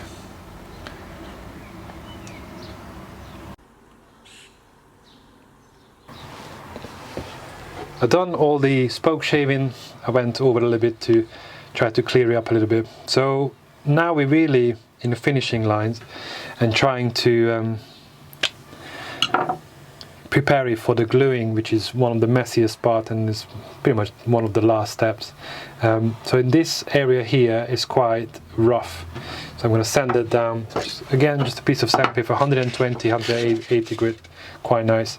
Unless you want to have a really like highly polished finish on it, you're just wrapping around the flat piece of wood and you're trying to get it.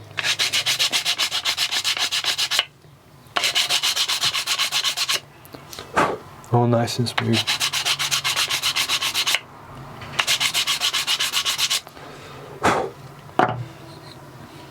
I really like this white a bit in there, it's a bit of a marble effect. Yeah, so this is pretty much ready for gluing. I have these sharp edges here, which I will break down with the sandpaper. Again, it's ebony, so I don't want to put my knife through the trauma of trying to carve this. And again, it's just very little, just breaking down the sharp edges. Now what you could do, an additional step to this, you can bring these sharp edges closer to the blade, so just creating another like a taper there, which is always welcome. Is again, bring your fingers closer to the blade, makes it a bit more comfortable. It's very optional if you want to do it or not. You can carve it, you can sand it. It's basically a personal preference, but for now I'm just going to leave it as it is. Now I'm getting all the gluing equipment out, and it's quite a messy business, so it's important to make sure everything is laid out. You're all prepared, get the gloves, get all the rugs you need. So because while you're gluing is quite stressful, so once the epoxy resin is drying, you trying to get all different stuff, everything covered in glue. So make sure this day you're nice and prepared, everything laid out, so you're not going to be surprised.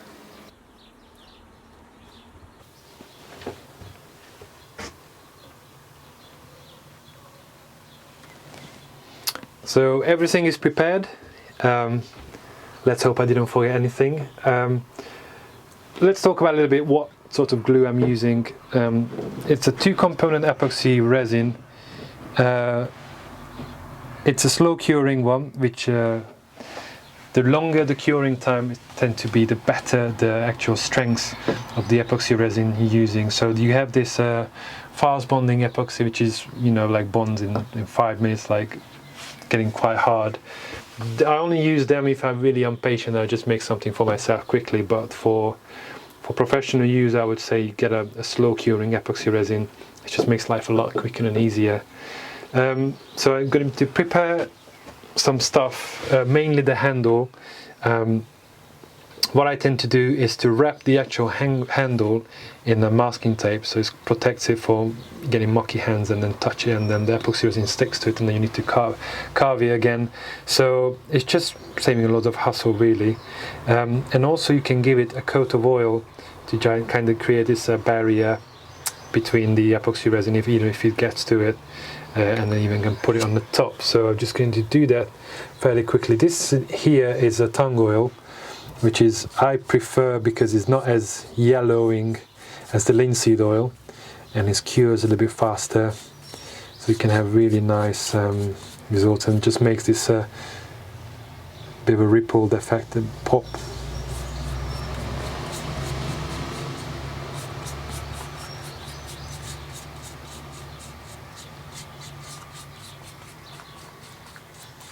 I'm going to give it another coat anyway once it's a finished knife, but this is just really just purely being a barrier.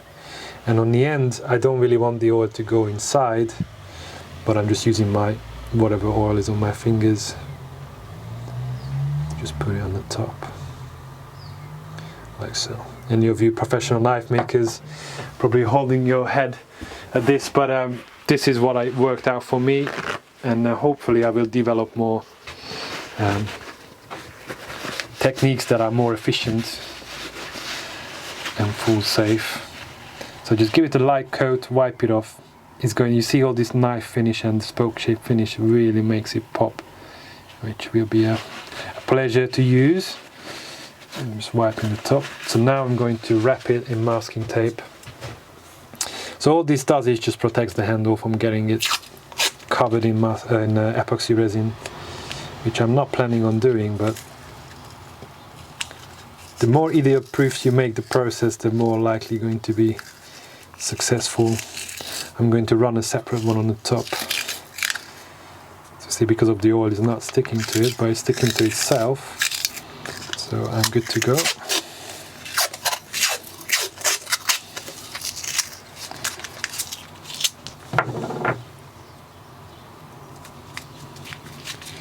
Okie dokes. And I'm going to use a thinner one here. It's easier to get around.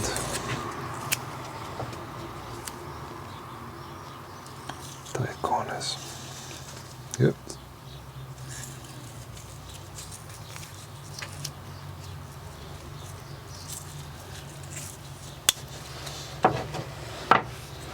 I'm just getting it nice and tight around the blade. So now the handle is prepared, trying to not touch the end. You can wrap the whole thing, but just save yourself a bit of time. And now I'm going to prepare my sticks, so the legendary lollipop sticks.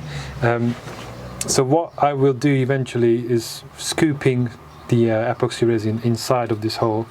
So just make it a little bit thinner for maximum scooping effect. And so I'm going to dip it into the mixture, push in as far as I can. As I'm pulling it out, I'm going to wipe off the excess on the edges, and then hopefully it will work out well. If you, just an additional tip, if you have a Q-tip, you can just push it in there, maybe with some soaked in acetone, and just clear it of this ash residue, what you got in there, so your bonding will be a maximum quality. I think we're quite alright because I cleaned it out previously. So now a few things left to do. There is there's many ways. So the other thing we need to deal with, once I put all the epoxy in, push the blade in, if we push out the excess epoxy, and then you need to clean it off. So you can wipe it off with a bit of a cloth, and you can make different devices to really make it nice and clean, but I'm just going with the wiping it off method, keep it simple. You have a mixing block, so this is, I think we were making a paddle, and it's just an offcut from that, so that would do perfectly. Gloves for me, and I think we're good to go. So these ones, the curing should be 50-50%, so 1 part resin, 1 part the bonding, the curing agent. So I'm going to do that, put the gloves on, and let's hope they will go smoothly. Before I actually do that, good thing, because I've done this on already, most of the knives come with a really smooth tongue, which what you want is to having some ridges in there, which once you insert it into the knife, it just creates little divots which will be filled up with epoxy and further increasing your bonding and kind of mechanical fixings. So I will clean this off with some acetone beforehand, because I just holding it, have a greasy hand. So get a clean piece of cloth.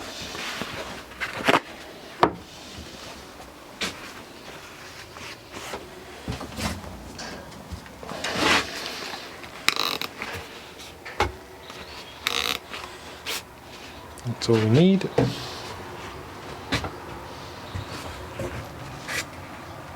You see all this gump on it. So acetone is also, I just need to wipe it off in my hand. Acetone is also a degreaser, so it should work really lovely. That looks better. So this is nicely prepped. This is ready to go.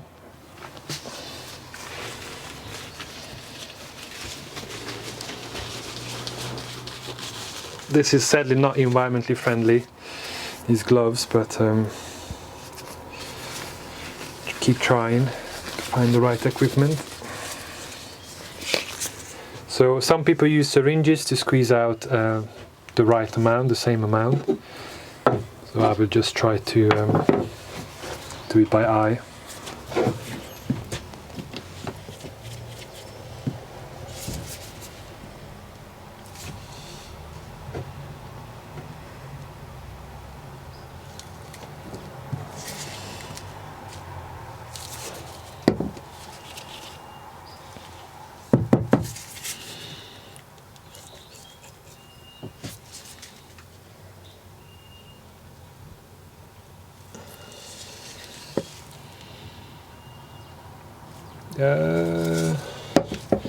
Just a tiny bit more.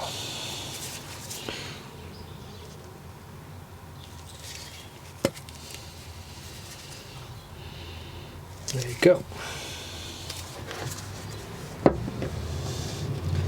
Again, I'm not a professional knife maker, so I'm not taking to a really deep science level this. And these are not bushcraft knives, so they don't have to be, you know, survival anatomic bomb.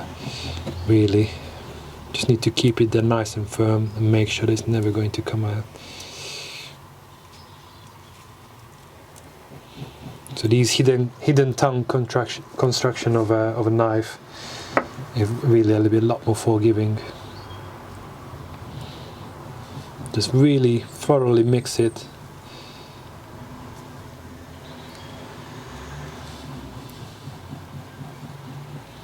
All right. Now comes the magic.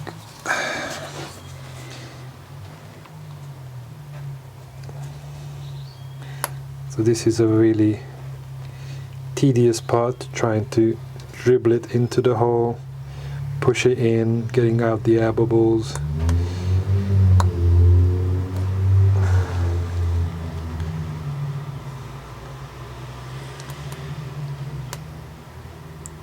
Be a little bit warmer, probably would be, the epoxy resin would be a little bit runnier.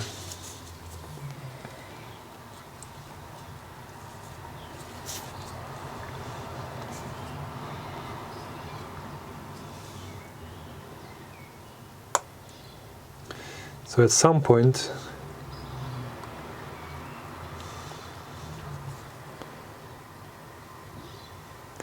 I will start pushing the knife blade in.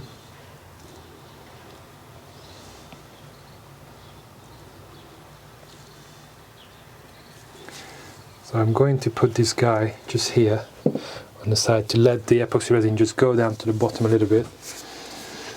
While I'm preparing the knife blade, I'm going to put some tape right where the knife will hit the top of the handle, so I don't have to clean off the epoxy resin from the blade.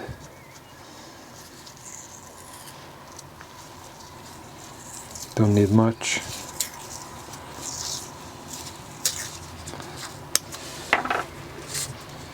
So that just protects the blade. So you see it's already traveled down a lot more.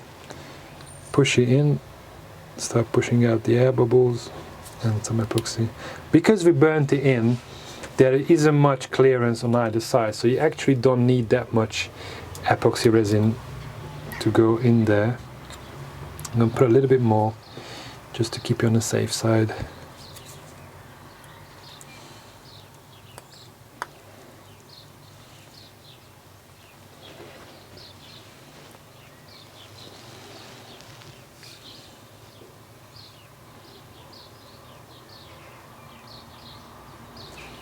Good.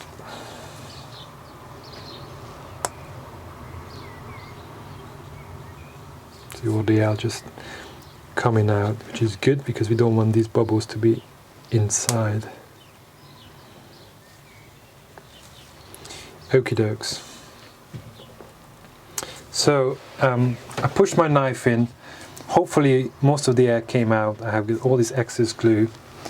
So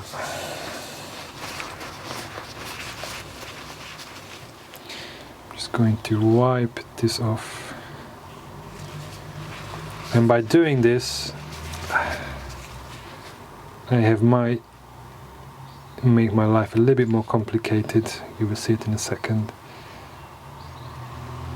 So I wiped it off, but what will happen, I'm trying to get, so as the epoxy will settle in and go to every nook and cranny, will probably sink in, so this nice flat side will sink in and we create a little bit divot. So we probably need to top it up with some epoxy resin. But now this, because it's nice and clear, long, so it's a long curing epoxy resin, it's nice and clear and quite runny. What I tend to do at this stage, just having a heat gun. So if you apply some heat, you can speed up the curing process. If you apply too much heat, you can actually weaken the bond. But what I do, this is a very top layer, and just apply a little bit of a heat.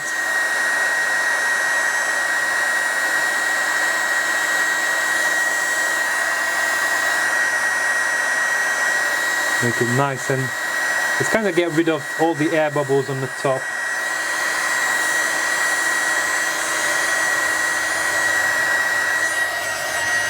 That's it, doesn't need much more. And then hopefully I will be able to wipe it.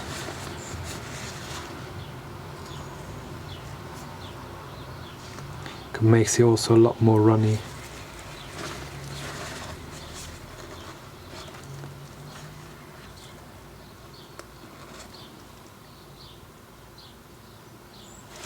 This is looking good. So if you use a different technique than burning in the tang, if you use the round stock material, obviously you just drill a hole, you push it in, what will happen? Because it's such a tight fit that all the kind of glue you feel like it's just going to shoot out in the top.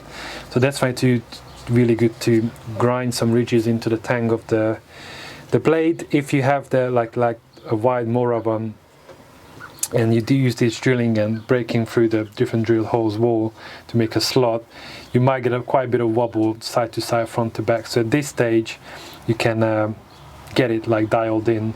So we corrected it beforehand, and this cannot turn sideways or tilt this way. It's burnt in, it's snug as a bug.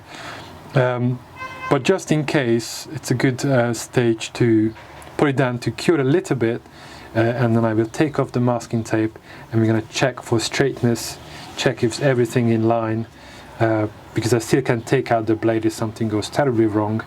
And what you also need to make sure that the blade is nicely set in, nice and tight against the top of the knife, so you don't have any gaps. And then hopefully this will cure really nicely, and we will end up with a really nice carving knife. Let's do the big reveal. So it's cured a little bit, not much really, but just enough. If any epoxy resin went under the tape, then we can still wipe it off.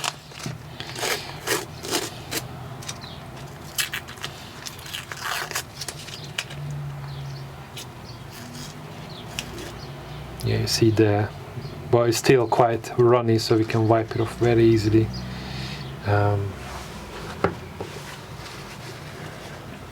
And because I oiled it beforehand, it should just wipe off really nice and clean. So always use a clean bit of rug.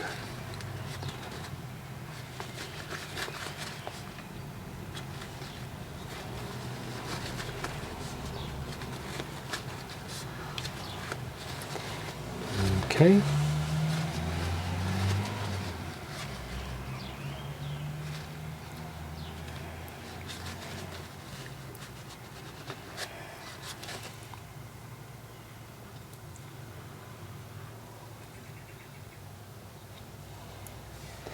That's pretty nice and clean, and then take it off from the blade. So I'm doing this before the epoxy is fully cured, because if you need to remove some, it's a lot harder to get rid of like bone dry epoxy.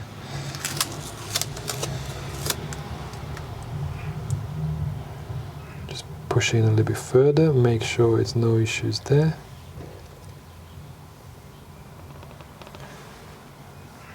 So this is what we're looking at. So in here,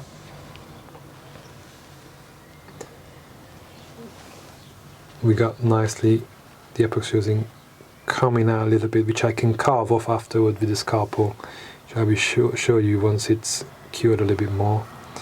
So we check if this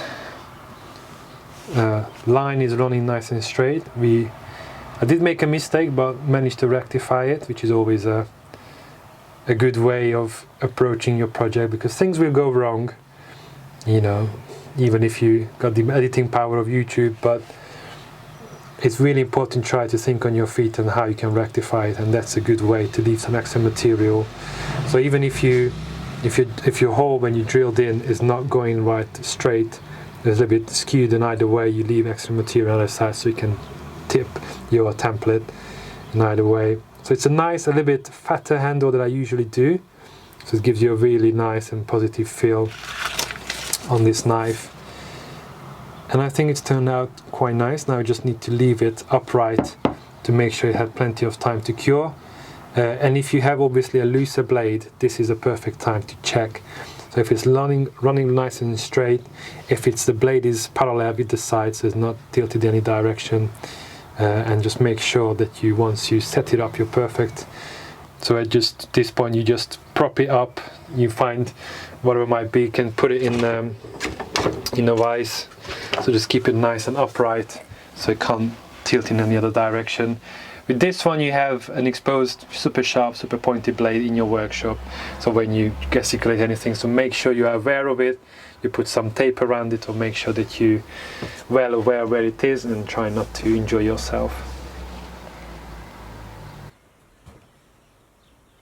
Now we have waited about an hour to have the epoxy resin curing. So because it's a slow setting epoxy, now it's in a state that when I touch it with my finger, it doesn't stick to my finger, but still I can push it in with my nail, so it's still malleable. Each epoxy will be different, obviously, whichever you looking at in terms of what how much time will pass when we get to this state. But this is the state when I choose to clean it up. This last bit of a residue here and there. So what I use for this is not usual. So you have these standard surgical scalpels, which I cut off the handle and inserted into a wooden handle. So what allows me this tool to use for is to having these scalpel blades, which you can buy by 100, and they're kind of disposable blades. They're super sharp, so they're really good for a little while. So when I'm cutting out templates, usually for my leather work, and I do so because I'm going to cut against a steel with this, obviously going to do it really fast, but I need it to be really sharp. So this is just creates basically it works the same way as a Stanley knife, so you can throw away the blades, but on a really accurate way. So I'm trying to get it so you can have some of the light reflecting on it. So now I will just have the blade parallel with the top. So this probably gone a little bit too far, but we've been enjoying our poach tag inside. So, but basically I'm just carving off the excess glue, and I will carry on all the way until I hit the blade.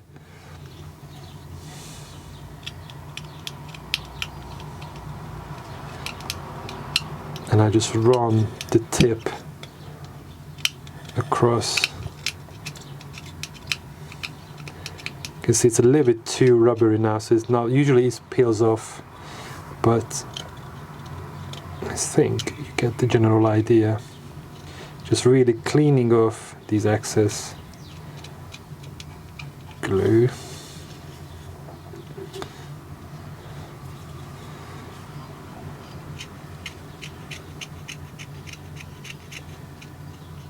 And I run it across here as well.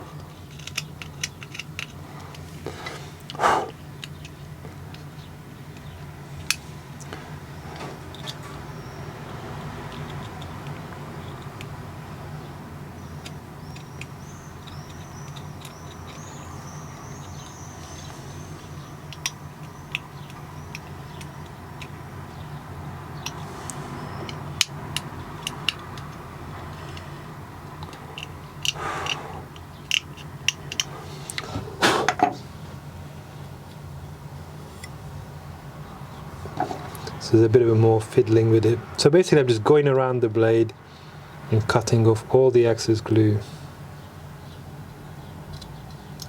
And you can use it as a scraper as well.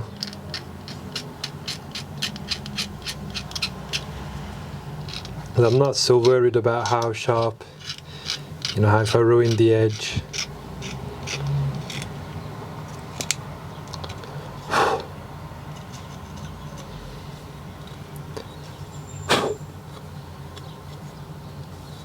I have a tiny bit there.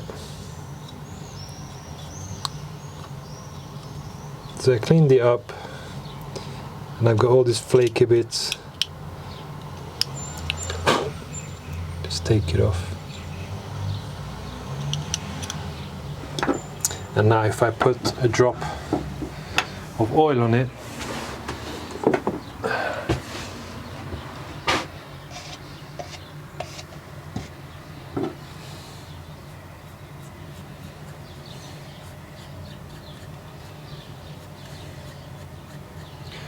and actually this is a good time to apply a second coat.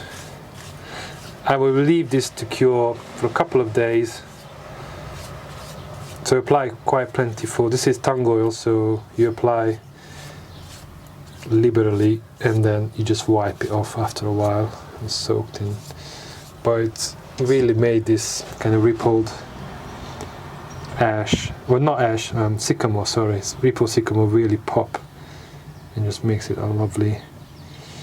I'm going to wipe off the excess for now, and then we can have a look to do the final check if they've done a good job or not.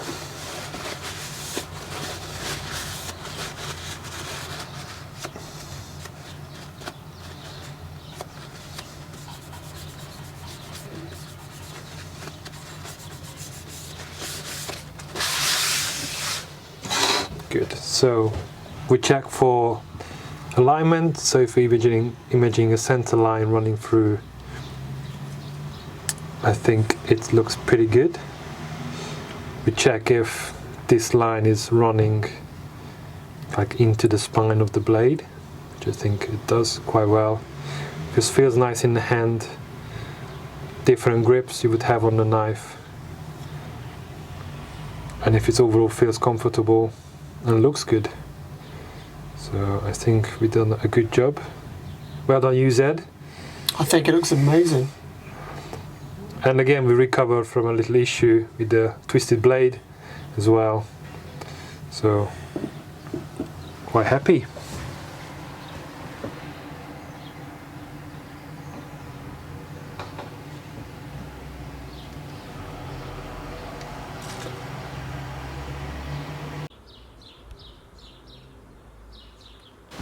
You want me to go lower down?